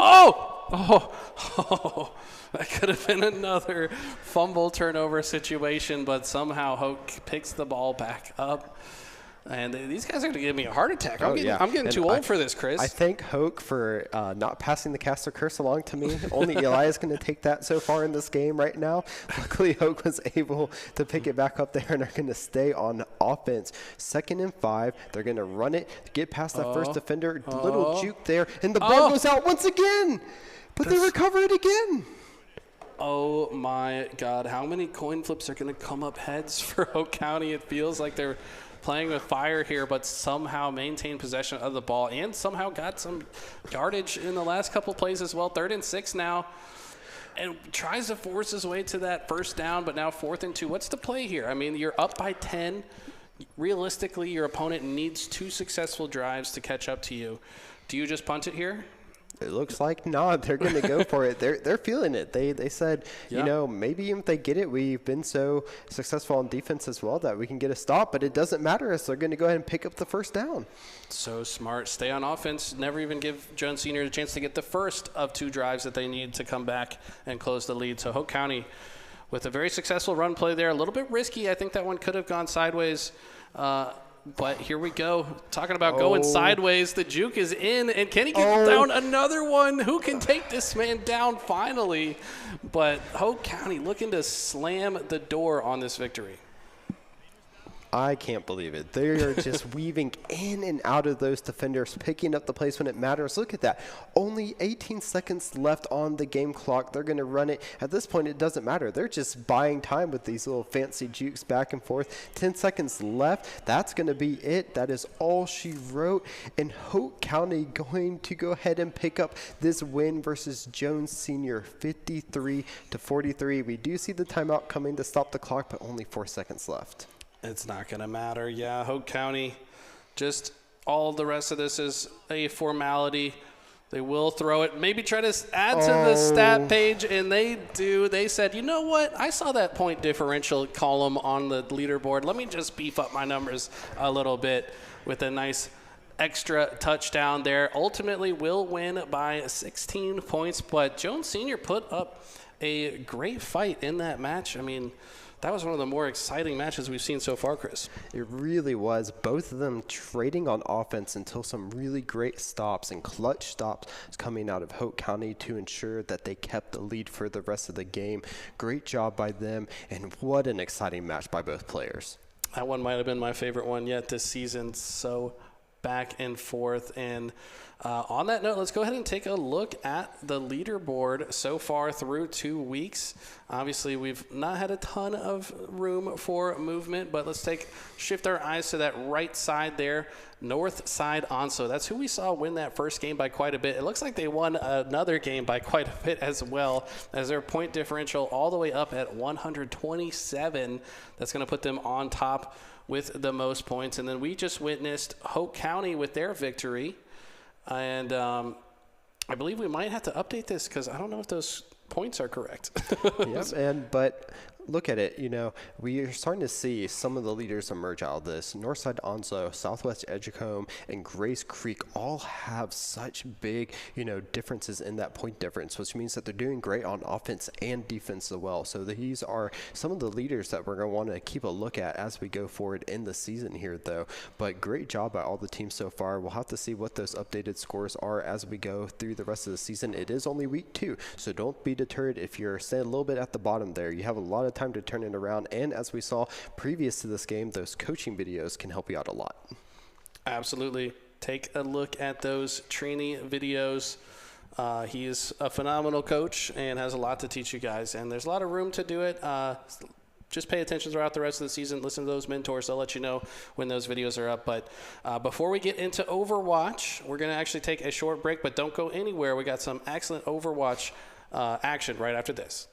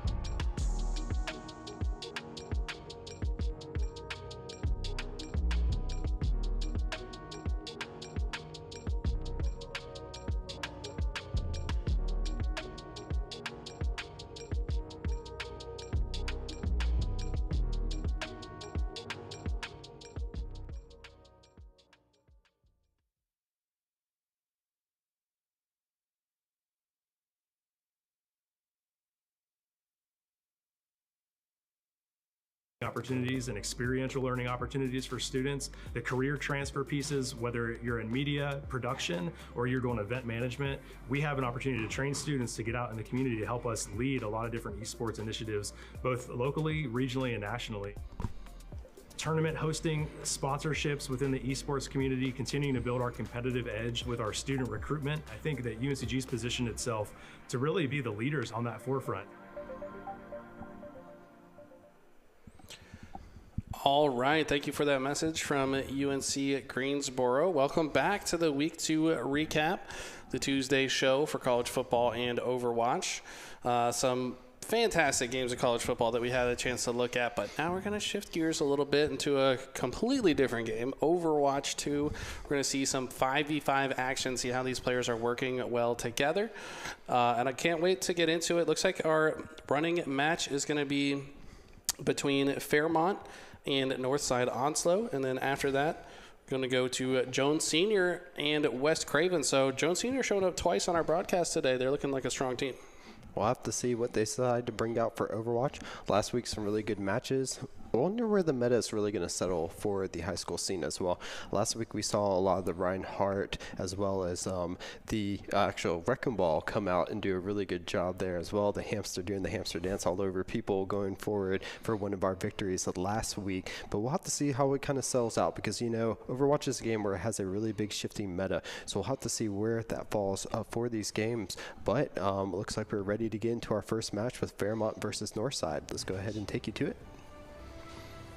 Okay, so walk us through this map here, Chris, and what's the game mode here that we're starting off with? All right, once again, we will be doing the point capturing. So again, this is where they're going to sit on the sides, find that point, capture it, and then instead of moving it to it, we will stop and then move to the next one as the game goes along. But we can get a little bit of a tour around here to see the nice and lovely sights that Blizzard has made for us, going all around looking at this nice little virtual pond at the bottom there.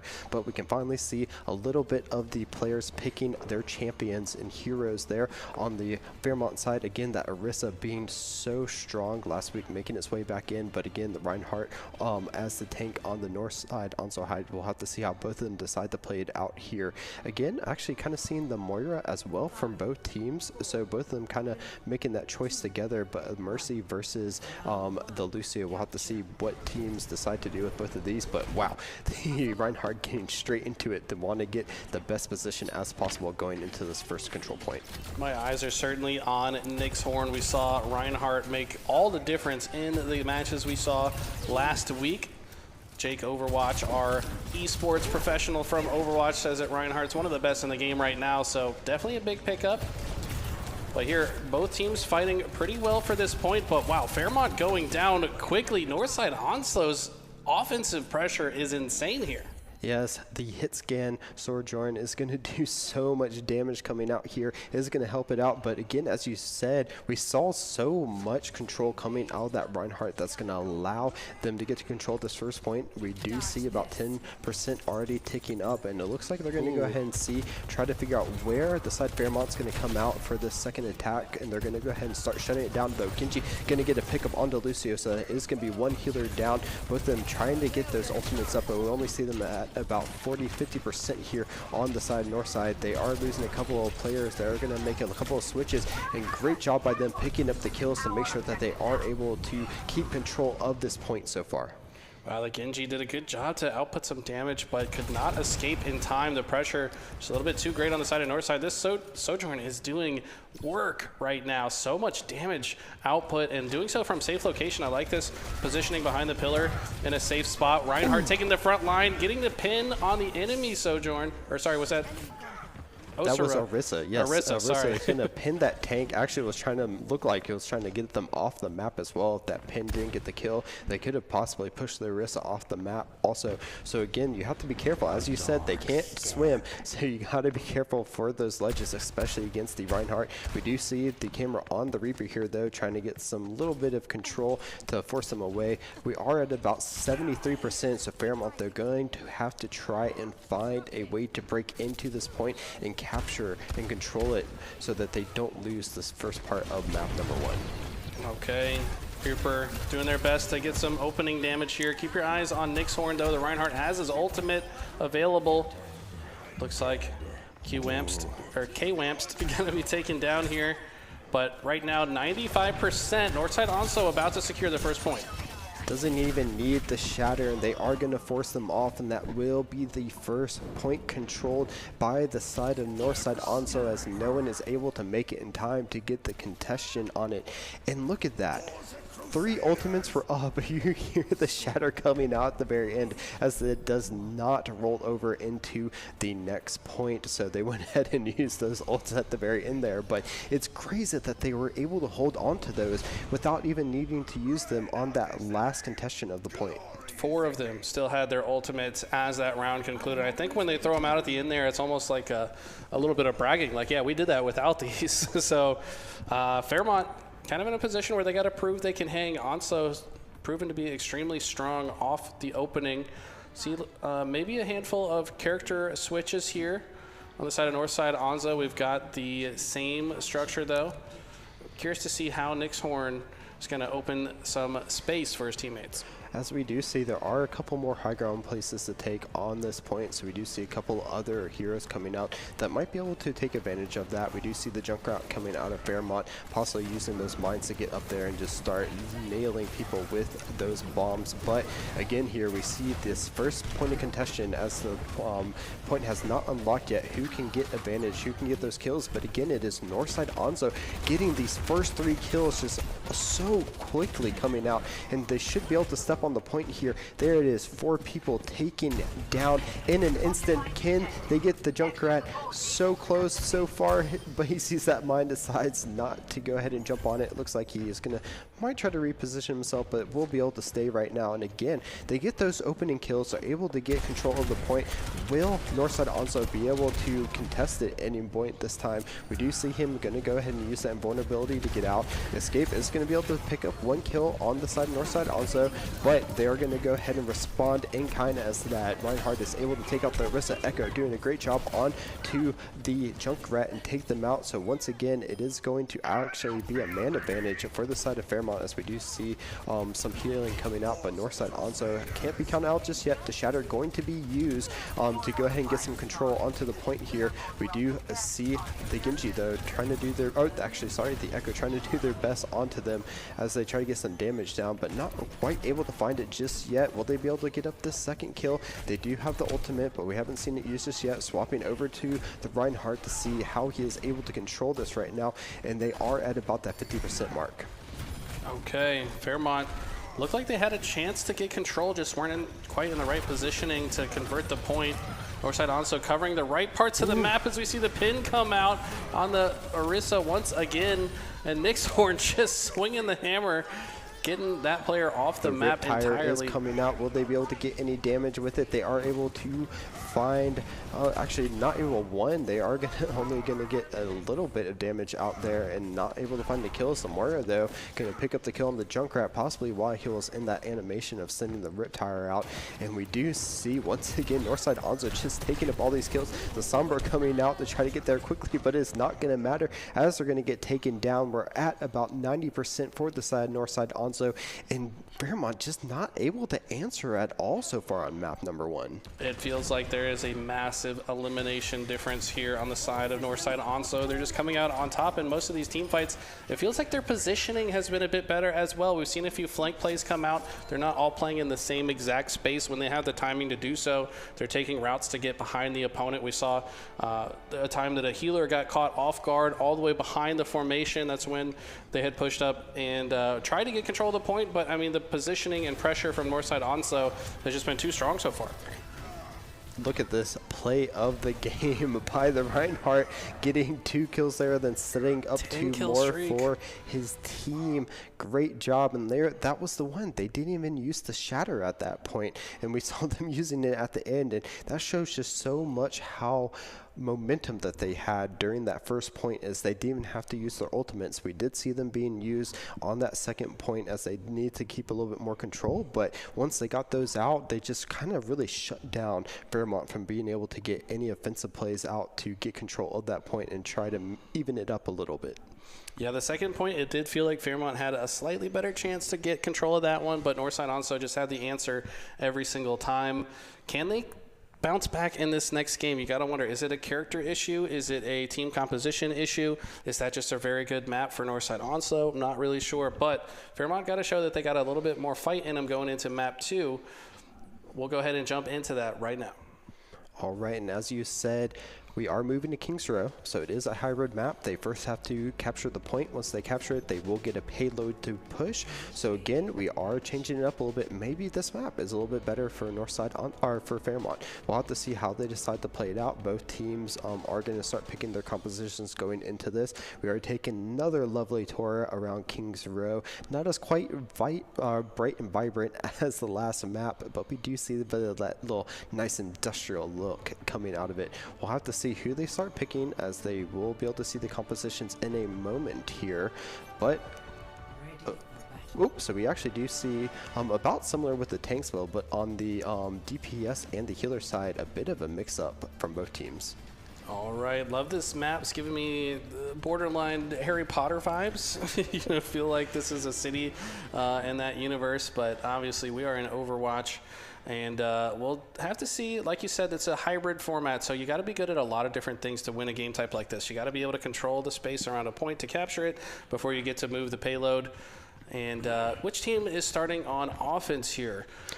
So will be the Northside Onso team will be starting offense. As we can see, Fairmont is on defense. They're going ahead and start positioning themselves as they are able to leave their base a little bit earlier to get in that defensive positioning. We do see the Ash kind of setting up from the high ground, but we do see the Widow, which is kind of, you know, a little bit standard to get those first shots out so they can kind of stay in their base while they start sniping. A lot of damage coming out, and then we will see the first pick of a kill onto the Reaper there. We will see once again the Mercy going down from the Reinhardt. Nick's Horn doing a great job picking up exactly where they left off from map number 1 onto number 2, but they still have to capture this point. We do see the Orisa going down, so that is the front line being taken out on the side of Fairmont. The healing coming down just in time from the Soldier 76 to keep themselves alive, and it looks like they should be able to get onto this point. They're going to go ahead and take that first, third, and actually start moving up fairly quickly as the side of Fairmont is unable to contest. I actually like this though. They're unable to get on it. Instead of taking more deaths, go ahead and start setting up possibly for the second part of where they have to push, but it's not going to matter, as Nick's Horn says, you know what, if you come in my face, I'm just going to hammer time away at you and take you down. That's going to be another 5-kill streak for him. He's starting off so strong once again in map number 2.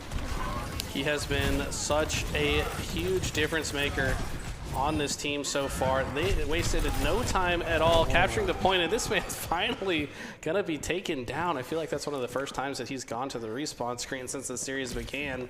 Northside Onso looking very strong. They've got the payload moving. Can Fairmont stop it, at least for a short while? They are going to use that invulnerability to try to get out, but getting chased down by the 2 DPS on the side of Northside. Onso doing a good job. And, you know, what I want to say is during that time, the Reinhardt was chasing after everyone, allowed his team to start pushing that payload, kind of acting as a distraction. And Fairmont, unfortunately, fell for it. So a lot of progression being pushed on the side of Northside. So great job by them. The Soldier 76 is just using that W key to go forward at 94%. is going to have his ultimate pretty soon. The Shatter is online as well, so that can be used whenever they need it.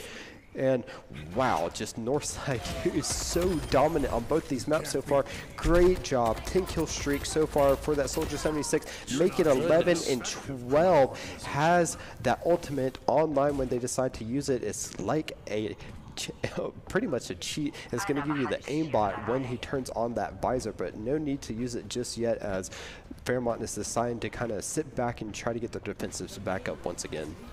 Yeah, Fairmont, I mean, kind of forced to, right? They're coming off spawn here. There's still a decent amount of progress left to be made on the payload. This is a really important fight right here. They've got to keep that tank alive, but 3 go down for Fairmont, and this just feels like a matter of time. They were able to get 2 slays in the process, but it feels like it might be too late, as Northside have wasted no time pushing this payload so far. They've already got one of the checkpoints. If they can win this skirmish here, they should be able to get this much further. Great use of ults on the side of Northside Onzo to keep that push going, but you know, very good job by this Widowmaker though, actually getting some pickoffs there, exactly what they need, but not enough to quite stop the payload just yet, as the rest of their team is getting taken down. As you can see, the kill feed on the side picked up 2 kills there for the side of Northside, and just pushing that payload without having to stop at all. Another kill for Nixhorn. It looks like the Mercy though got knocked off the side and it's going to fall to their death. We do have the ult up there for Northside Onzo, so they still have one of those up right now. We can hear it going out there, so they are going to be able to push it and complete and get that 100% push there. So impressed by Northside Onzo. This is not looking good for Fairmont so far. I mean, it really didn't even take them that long to push it either. They still have 23 seconds on the clock as they hit that 4 minutes and 23 seconds. 4 minutes, 23 seconds, sorry. The first to 2 is blocking it. Yes, so much extra time. I mean, they basically speed ran that. I mean, it could not have been done that much faster. Fairmont need an answer here. They did, and for those of you that may not know how this mode works, that time remaining, if Fairmont is able to push it and get that completion to the end, that time remaining will be used in a pool to determine how much time they have in the second round to do this. So the more time you have, the more time you have to get that payload pushed if it comes to that. So 4 minutes and 23 seconds is so much time to work with. Fairmont really has their work cut out for them when they go on offense here. Okay, taking a look here at the Alderworth Hotel, taking a nice little stroll through the city here. Want to give props to the designers of the map. Love this statue, by the way. Seems like this is where the first fight usually breaks out. One team will take one side of the statue while the other team is on the other side. So here shortly, as the timer winds down, we'll have to see. Are you seeing any interesting character switches here going into this round? No real changes. We don't see kind of that, you know, long range hit scan player coming out there from Fairmont. They're just kind of opting to go all forces in on the ground here. But we do have a lot of defense coming out of the side of Northside, so they're going to go ahead and set that up. They did opt to take the Orisa for defense instead of that Reinhardt, so we do see that change there. But across the board, once again, it's just about the same here, though. A lot of damage coming out from the side of Northside. They're going to go ahead and take 2 down. Luckily, the respawn point isn't too far, but again, that time is counting down for Fairmont. They have to get past this. They have to get the kills, but it doesn't matter as another one goes down again. And, you know, the unfortunate thing here is they're kind of dying staggered here, which means that they only have so many people up. If Northside can keep these staggered deaths going, it's going to be really hard for Fairmont to be able to get onto this point and get it so that they can get the payload out. And with how fast Northside also captured this last round, I mean, you got to feel like all of this time spent not capturing this point is going to be highly consequential. I mean, the reality is they need to start moving it now if they want to have a chance in this. And this is crazy. They have the Mei set up here to slow it down a lot more. She is finally going to fall before she can get that wall off, but she's been kind of walling them off, allowing her team to get the kills, and then they pick him up. But it's not going to matter as we have another 2 kills coming out for the 3 kills coming out for the side of Northside Onzo. They are unrelenting in their pressure here. They're keeping them in the base and just not letting them out at all. A team kill is going to come out, and you have to think that Fairmont really has to sit back for a moment, see if they can maybe change up their competition or their comp, but they're not going to do it. And this is where they just keep coming out without all their players, and I think this is kind of where they're falling into the trap of Northside Onso.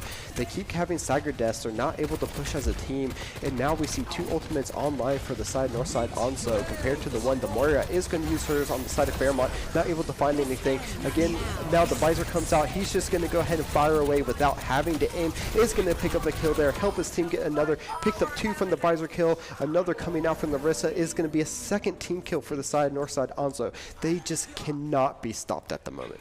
This is unreal. I mean, what I'm noticing is a major positioning difference between these teams, because look at the way Soldier 76 is playing. He's not committed. Finally, he's taken down the caster curse for sure, but if you study the prior sequence there, he's just staying so far back that he doesn't have a chance to be taken out, whereas the members of Fairmont may be playing a little bit too forward. Their DPS players taking the front line in front of the tank, and they're getting punished for it every time as the May puts the wall right behind them, so they have no escape option after they've already committed. It was an attempt by the Fairmont Narissa to get that ult up to kind of get them sucked in, but it just wasn't enough. Their team synergy right now is just not really at the point that Northside is, and they're kind of using, you know, the abilities just kind of at random at the moment and not really able to find much success off of one another that you need in these team games. There you see Northside Onso, the May, trying to keep them trapped in the point as they get the kill, and that's the team synergy that's really leading them to victory at the moment, is they're able to use these skills as they need to help out their team and then find the kills with each other. There goes the spear to try to knock them back in, but at this point they're just stuck inside their base. We do see the ult for the May coming out there, is going to freeze the ground. Will they be able to get the kills? There it is. Everyone is frozen inside of it, and they're able to find the kills off of it, forcing 2 of them back into the base. Moira is going to fall as well. They'll be able to find the 3rd, 4th, and 5th kill. It may not be a team kill, but they were able to wipe out all the members there. There again, the wall blocking them inside the base as his time is ticking away for Fairmont to get onto that point. If I'm not mistaken, we have now seen 3 different members of Northside Onso on 10-player kill streaks. What an impressive showing, and it just does not feel like Fairmont are going to have the answer. It's already too little too late. Unable to even capture the point in that last round. Just Northside Onso just really knew how to use their team composition to the fullest here. We're going to see the Soldier 76 game player of the game, and why wouldn't they with how well they're doing. There they go, get the visor, turn it on automatically, and just use it so they don't have to aim. As you see, it doesn't matter where they shoot, it's going to hit no matter what if they're in that crosshair, and great job by them. 10-player kill streak ending in that play of the game. Great job by them picking up that 2-0 victory. Soldier 76 in that last play just had no fear. He just turned on the ult, flipped the visor on, and ran forward. And why wouldn't you? He was about to hit that 10-kill streak. Like I said, I saw 3 different members of Northside Onso with 10-kill streaks already. So very impressive showing here. That was the best of 3, correct? Correct. Okay, so Northside Onso will be moving on, and keep in mind they were our standout performer in college football as well. So it doesn't matter the game. Northside Onso proven to be a force to be reckoned with throughout the season. Fairmont gonna want to probably go back, watch a couple of those Jake Overwatch videos. You know, he's got some interesting ideas about team compositions. He goes over the dive comp and all the different ways that you can kind of formulate your squad. And I think maybe Fairmont maybe go back to the drawing board, maybe rethink the way they're structuring that squad, and then come back a bit stronger for next week. Yeah, exactly. And you know, there were some good things coming out of Fairmont. They did have some good compositions, but they just didn't really use those skills together as they needed to really push forward. So go back, watch those Jake videos. You know, he has a lot. His first video actually talks about the composition, what's a meta, and then how to use it together, and what can be really, what heroes are really good with each other. So take a look at those, you know, and move forward. It's only week number 2. You still have a little bit of time left to get back up in those standings, but as Northside wanted very quick games, showed a really dominating performance. I wonder where they're going to end at the end of the season. Yeah, I would like to see them get challenged even further through the rest of the season, but we do still have one more Overwatch game for you guys today. That's going to be Jones Senior versus West Craven.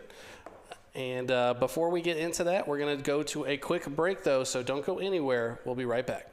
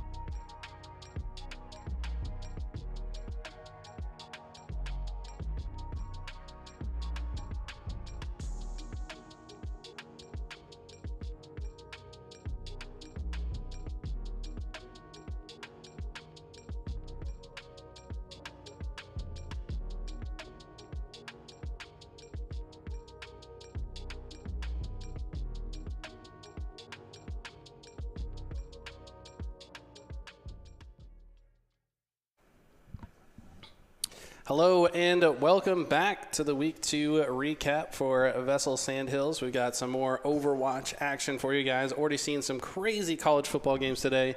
We've seen some insane Overwatch as well, and I think we have a very good game on our hands here between Jones Senior and West Craven. You excited for it? I am very excited for it. I'm loving seeing what these teams are doing here.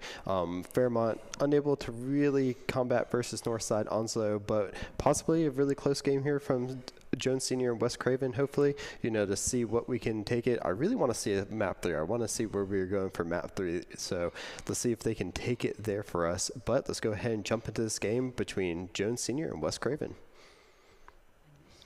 All right, we are back in this beautiful city here. We're going to take a quick little fly through. Looks like we got our pumpkins out early for Halloween. Early Halloween for you guys. Hope you're going to have fun on Halloween here shortly. But, man, Blizzard did such a good job with these maps.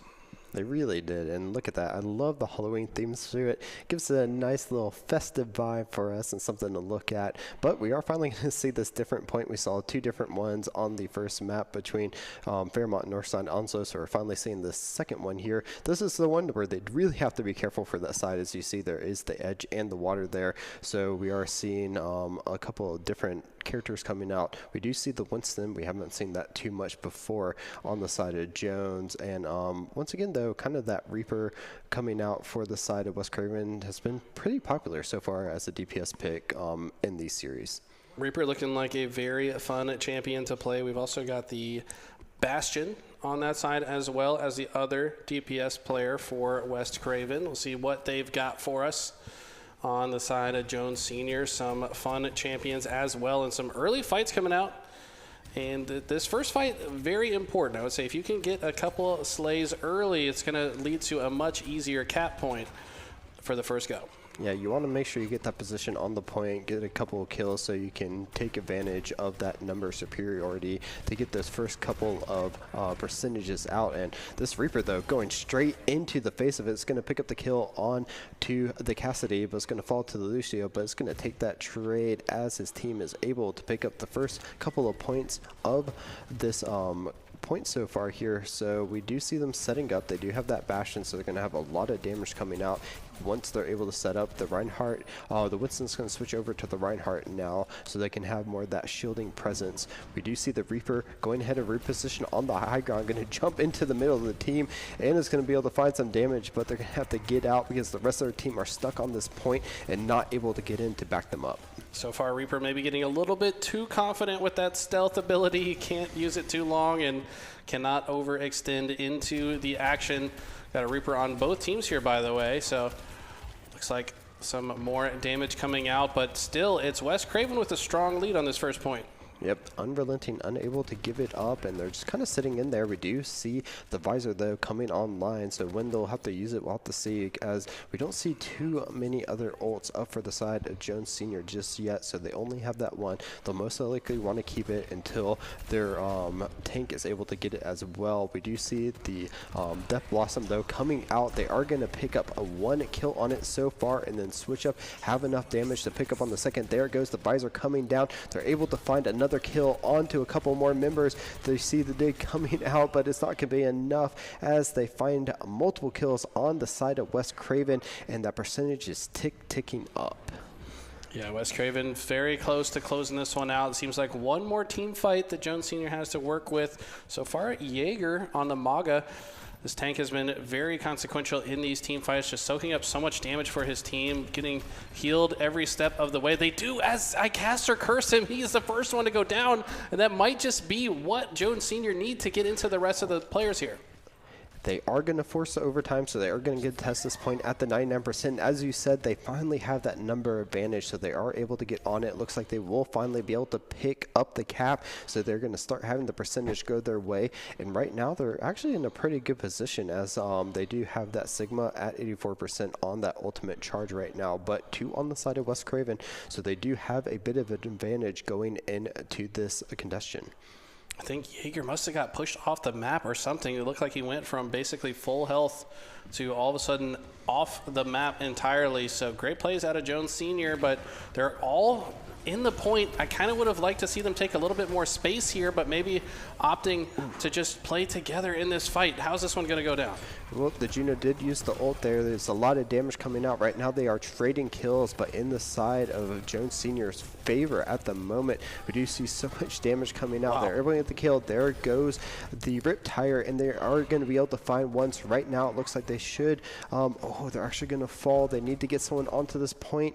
Will they be able to get someone in enough time? And they won't, and Wes Craven will be able to take it. I thought that Junkrat would have been able to get onto it. Junkrat unable to contest it in the last moment there. So Wes Craven get the first point on the board. Jones Senior have to answer back. This one does go to 3. Going to have to get the next 2 straight if they're going to want to win this one. They are going to move out. It looks like the comps right now haven't really changed. We do see the Arissa coming out for Jones Senior, so they are going to take that, as there's not really too many places to push someone, and she does have a really good job of controlling that center point right now. So we have seen a lot of her coming out. No real changes on the side of West Craven. They're feeling pretty good. We do see the Brigitte, though, being changed up, so they are going to get that healer coming out there with that shield as well, so they do have a little bit of shielding coming out with her also. So great job by them switching up the comp, seeing what they need for this second point contention. If they can take it, they will take map number 1. Both teams changing out their healers. We got the Baptiste coming out on the side of Jones Senior and the Juno on the side of West Craven. Let's see if those are difference makers here. Looks like in the early fight, Bastion gets taken down, but 3 go down on the side of Jones Senior. That's massive for West Craven to get the early lead on this point. We see them tracking them on that window there, daring them to come across. But we finally start to see the fight. A lot of damage coming out of that Reaper. Going to pick up the kill on the Soldier 76. Juno going to pick up the kill onto the Arissa. And once again, they have that number advantage to get control of the point number 2 on map 1. Very impressive stuff coming out of the Reaper, but Anthony does get taken down. Could be the opening that Jones Senior need now that one of their primary DPS players have been taken off the side of West Craven. You got to imagine this could be the time to strike. Anthony back on the map now, but he's gonna have to come back to the play. And so far, West Craven already 20% on this point. Jones Senior got to win a fight to get control of it for themselves. The Bastion, though, going to go ahead and do a lot of damage there as they see a couple of members of Jones trying to get around this so they can contest that point, but it's not going to be just enough yet as they get taken down. And once again, they have to be a little bit careful here as, again, once they're down numbers, you don't want to push too many people in, but 2 ultimates coming online for the side of West Craven. We do hear the Bastion ultimate coming out, so we will see that barrage coming down on a couple of members. Looks like they weren't able to pick one up, though. Juno still has it, but the Ashe on the high ground trying to get some snipes onto a couple of the members is going to find a kill onto the Bastion there. And will that be enough to allow her team to get on it? We do see, the Jones Senior, the Death Blossom coming out of Anthony and able to pick up so much damage. 2 kills. They're going to find another, and they're forcing Jones Senior back once again. So impressed. The Reaper plays are out of control right now. Use that ultimate perfectly and stays alive afterwards. Now going to reposition again, but finds himself in the wrong spot at the wrong time. Gets taken out almost immediately and might have just cost West Craven their defensive stance here, but so far they're holding strong without him.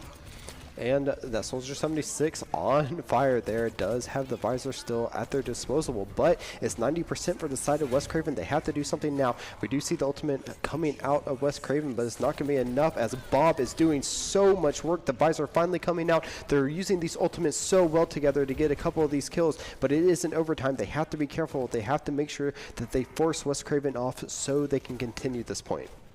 This has been such a good hold from West Craven, but Jones Senior coming to life now, finally have gotten control.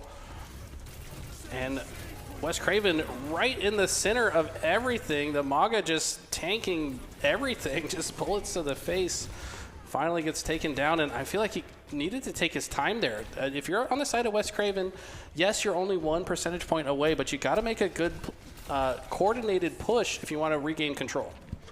Yep, and we did see a really good ult, though, coming out of Lucio there to give them that shields to help them stay on that point. Again, though, they did use a fair bit of them, so they have to be careful going into these next ones. Gino is going to go ahead and pop her ult to see if they can help their team out. Ooh. Though, a lot of damage coming out from both ends, and it is going to be the Reaper finding the first one there into the Death Blossom. Is going to pick up 3 more, and that's exactly what they needed. 5-player kill streak. That should be enough for them to pick up this point.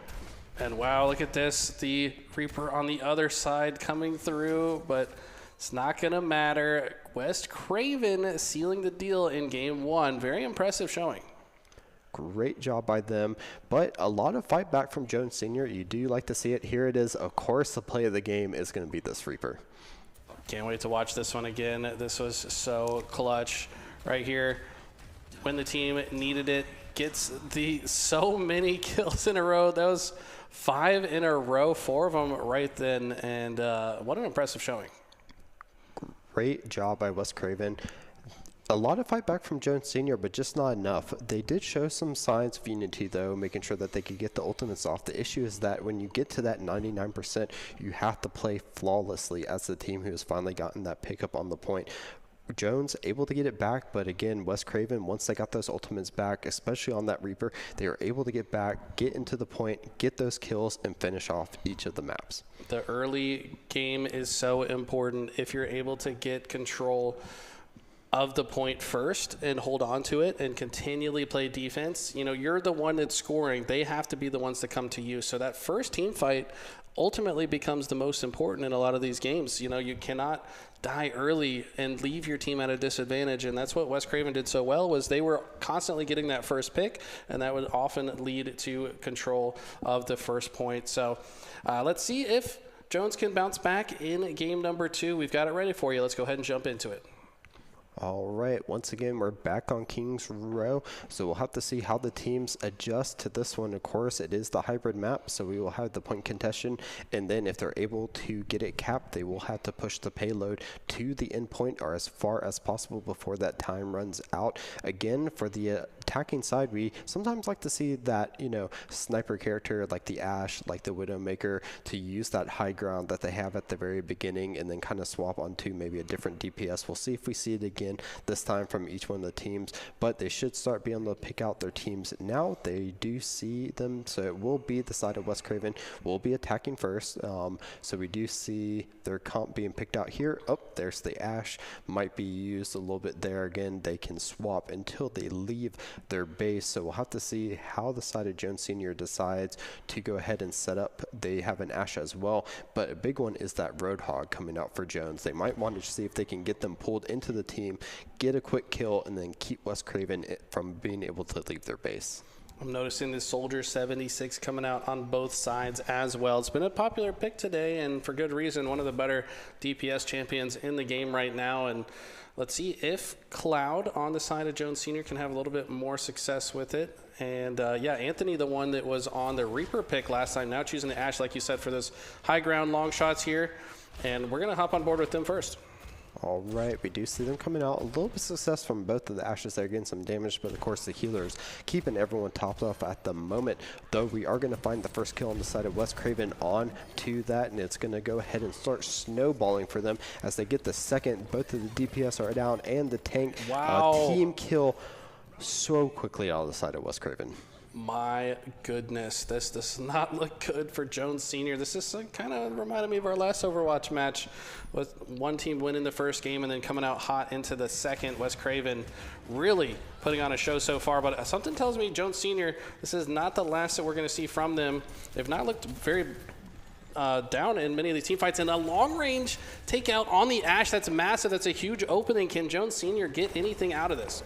So the Ashe opting to go a little forward. Great job by the side of Jones Sr. to get that kill. Will they be able to find a second? Of course, this is kind of the easier point to push it, as you kind of still have a little bit of, you know, blockage from the terrain there to help you out. But we do see on the side of West Craven, they do have that Reinhardt is going to set up that shield out. Great kill on to the Bastion. It's going to help them escort this payload a little bit further. And again, the Soldier 76, they only know how to use that W key, it seems, and for good cause. cause, as they are going to pick up another 5-player kill streak.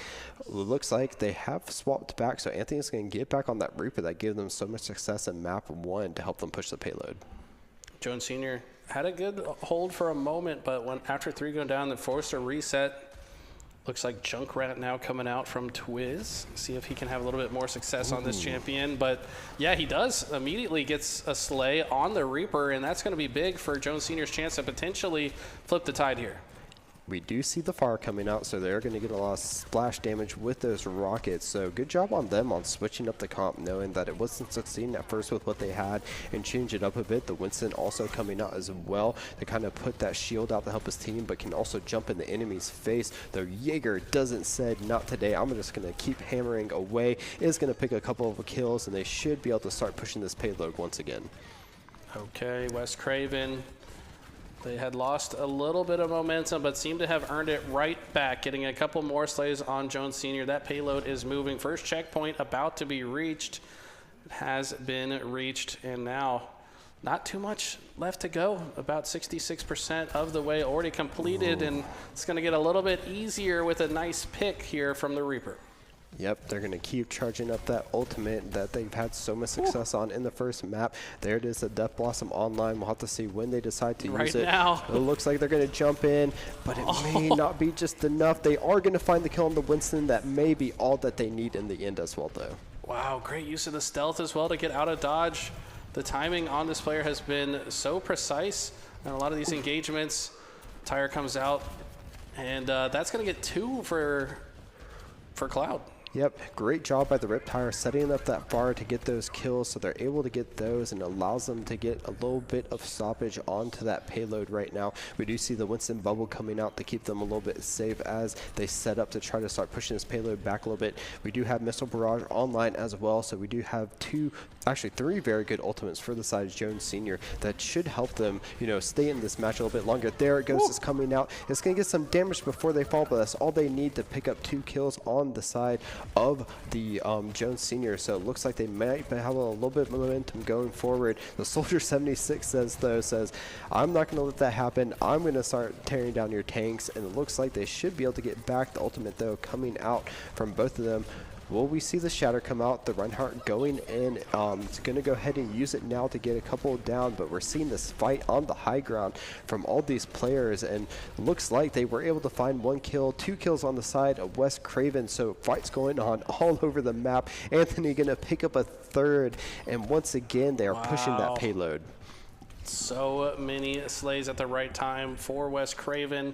That payload looks like it is destined to meet the finish line.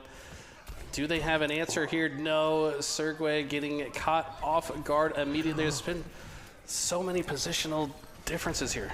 They knew the Rift Tower was coming out. They aimed for it and were able to kill it before it gets any damage, but they picked up a couple kills on the side of Jones Sr., stopping it right before that 100 mark. Looks like they might be able to stop it just enough right now, but Jaeger's going to pick up that kill. It should start moving here in a second once they get the rest of Jones Sr. off of it. Jones Sr. trying to do their best, but it may not be enough. This Orisa is doing their best, jumping all over the place, trying to avoid damage, using that shield. Going to get hacked by the Sombra, though. Not going to be able to use those skills for a quick moment. A lot of damage coming out. It looks like it should finally be pushed, and there it is.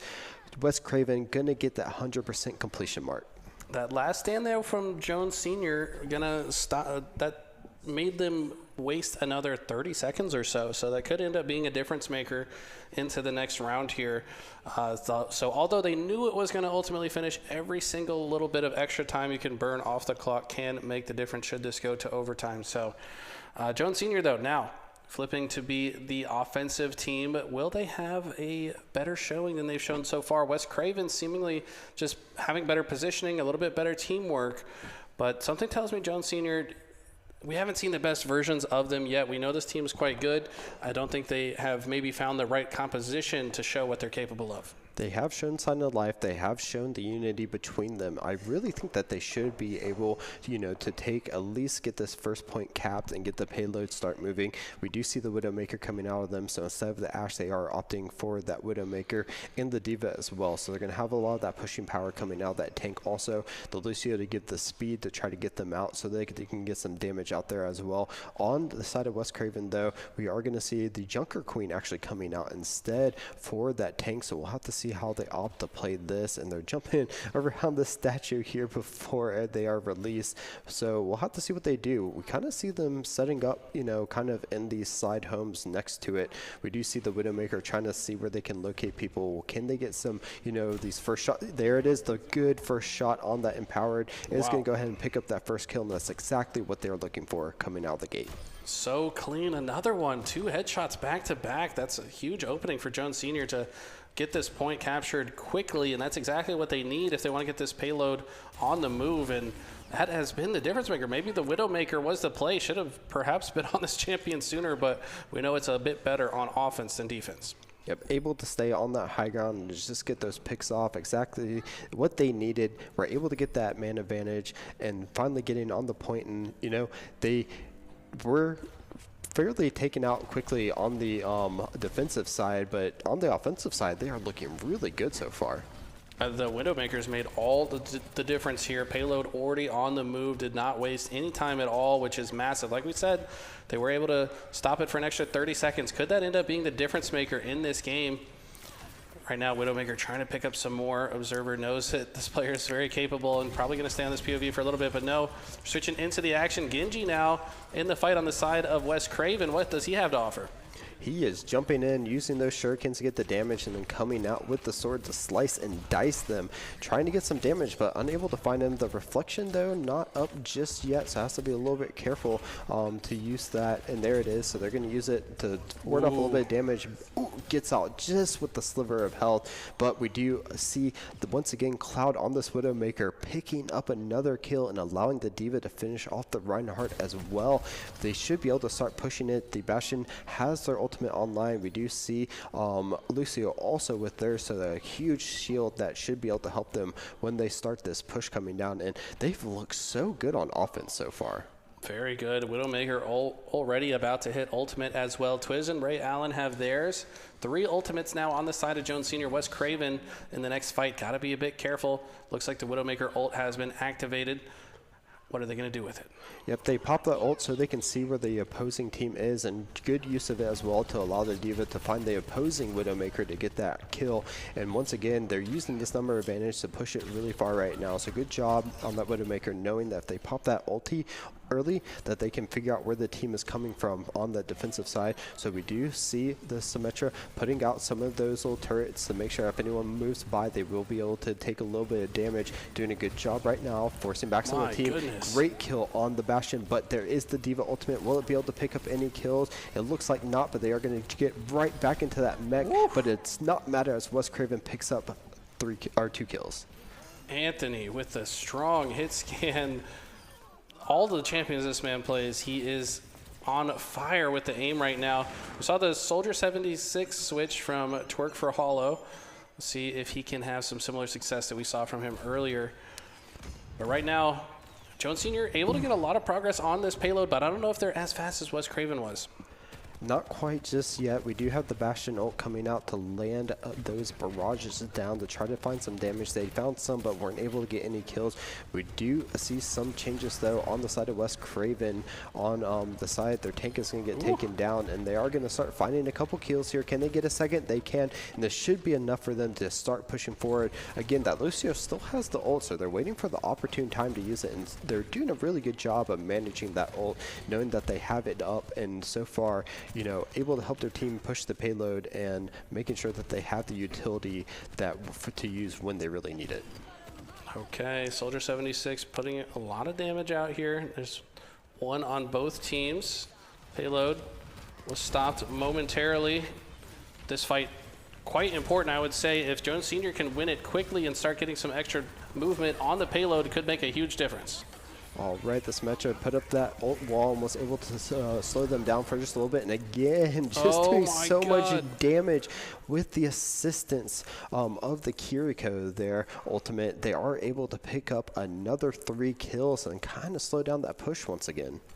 So impressed by Anthony. He's been a massive difference maker in both of these games so far, just outputting massive amounts of damage.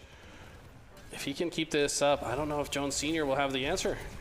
All right, and on the side of Jones Sr., they do also have the Zarya ult as well. But again, there's the barrage coming out. Really good placement. Should be able to get some damage from there. And we also see the visor coming out. So again, great job by them. Zarya going to drop that ult and allow her team to just get so much damage. Great job by Wes Craven on getting that team kill and stopping that push. That was insane. The coordination, multiple ults being used in tandem with one another. The timing, coordination, and teamwork on point on the side of West Craven. You gotta expect their communication to be better. We see Twiz coming back out with the Junkrat now, maybe a bit more familiar with this champion. We saw them have some success once they made the switch last game. See what they can do here. There it goes. As you just said, the success coming out in full as they are able to pick up the kill. Doomfist also being switched over on the side of Jones Sr. They do have him as well to get across the map fairly quickly. They are going to come out. A lot of ultimates being used right now. Soldier 76 on the side of Jones Sr. His is going to come online also. And they do still have the Lucio, so they can use that at any time. Jones Sr., he's going to be able to pick up the kill, but not finding anyone else with that visor. It's going to go down, but it shouldn't matter as they do get the flank over here onto the Juno. Can they find the kill? But the Symmetra ult is going to stop those projectiles at the moment from doing too much damage. That's a huge, well-placed Symmetra ult as well. So that player was very close to going down. Instead, it's Twiz going to be the first one to go down, but at the same time, so does Swift Death. And once again, Anthony down to low HP, trying to survive in this corner, and does so. Now still on the map to continue outputting DPS. All right, but Wes Craven doing a really good job, able to pick up those kills. And once again, as you said, these small little stops, even though Jones Sr. is able to push a little bit, you know, it was just enough to get that time to tick down. They're able to get the team kills when they mattered to stop them, and they're going to go ahead and pick up map number 2. So impressed. Well, congratulations to West Craven. Looking quite strong, I would say. One of the stronger teams that we've seen so far. And Anthony, no surprise to me that he had the play of the game. Look at this laser beam just outputting so much damage. Perfect aim across most of this. I mean, just 5 kills in a row. Once again, his slays were incredible in that series. Great job by Anthony. Great job. Follow up by the Currituck with that ult to assist as well. And again, that's been the really big game changer for these teams for Overwatch. The ones that are able to work together, really know how to utilize their champions in full, have been the ones who have been so successful. Positioning, teamwork, timing. It's also important in any team game that you see, and we saw lots of that out of West Craven. Very impressive stuff. That's going to be our matches that we got to watch for the day here, but we do have the leaderboard ready for you guys for Overwatch 2. Let's see which other teams kind of have the edge here. Let's take a look at that right side column for Sandhills. That's what we looked at today, and West Overhigh 2-0, no surprise there. Looks like we got 6 teams so far undefeated, all on a 2-0 streak. Or sorry, only 5 of them without dropping a map so far. So once those teams start playing each other, that's where we might see some separation. Northside Onzo on that number 4 slot did such a great job today as well. But the rest of them, you know, we see a couple 1-on-1s out there as well. So those teams, you know, may not have found the most success over these 2 weeks, but are still within that, you know, competing distance. So the ones that are 0-2, take a little bit of time, figure out what you need to go ahead and move up the leaderboard as well here, as you still have 4 more weeks left in this regular season. So don't be deterred just yet, and work your hardest, you know, to start getting those climbing up the ranks. But as you said, I'm really excited to start seeing those first 5 start to play each other and see how they start landing out. My eyes certainly on Northside Onslow. They looked like the strongest team from just the eye test, you know, just from general visuals and just watching the way they move around the map and how strong their DPS players and tanks are. The sealer is always so important as well. It's just a general cohesion. The entire roster is important. You're only as good as your weakest link, and so far there's not many weak links on many of these rosters. So keep up the excellent gameplay that we've seen. Keep watching those Jake Overwatch videos as well. If your team's starting off 0-2, there's probably a lot you can learn from it. Watch it, maybe even together. You know, you can get in a Discord call together, share your screen, and maybe watch that together as a team. I think that's a great practice for some of these teams. Definitely want to build the team cohesion. That's how you grow in these games that utilize the team play. You know, learn from Jake and then learn as a team together. You know, don't be deterred and, you know, don't mentally falter with one another. Bring each other up and figure out how you can progress through the rest of the season. Words of wisdom from Chris Partyfoul. This guy's a world champion in another game, by the way, so I think I'd listen to him if I were you. But on that note, that's going to do it for week 2. Thank you guys so much for watching. Tune in next week on Tuesday for the next college football and Overwatch recap, and tomorrow for Smash.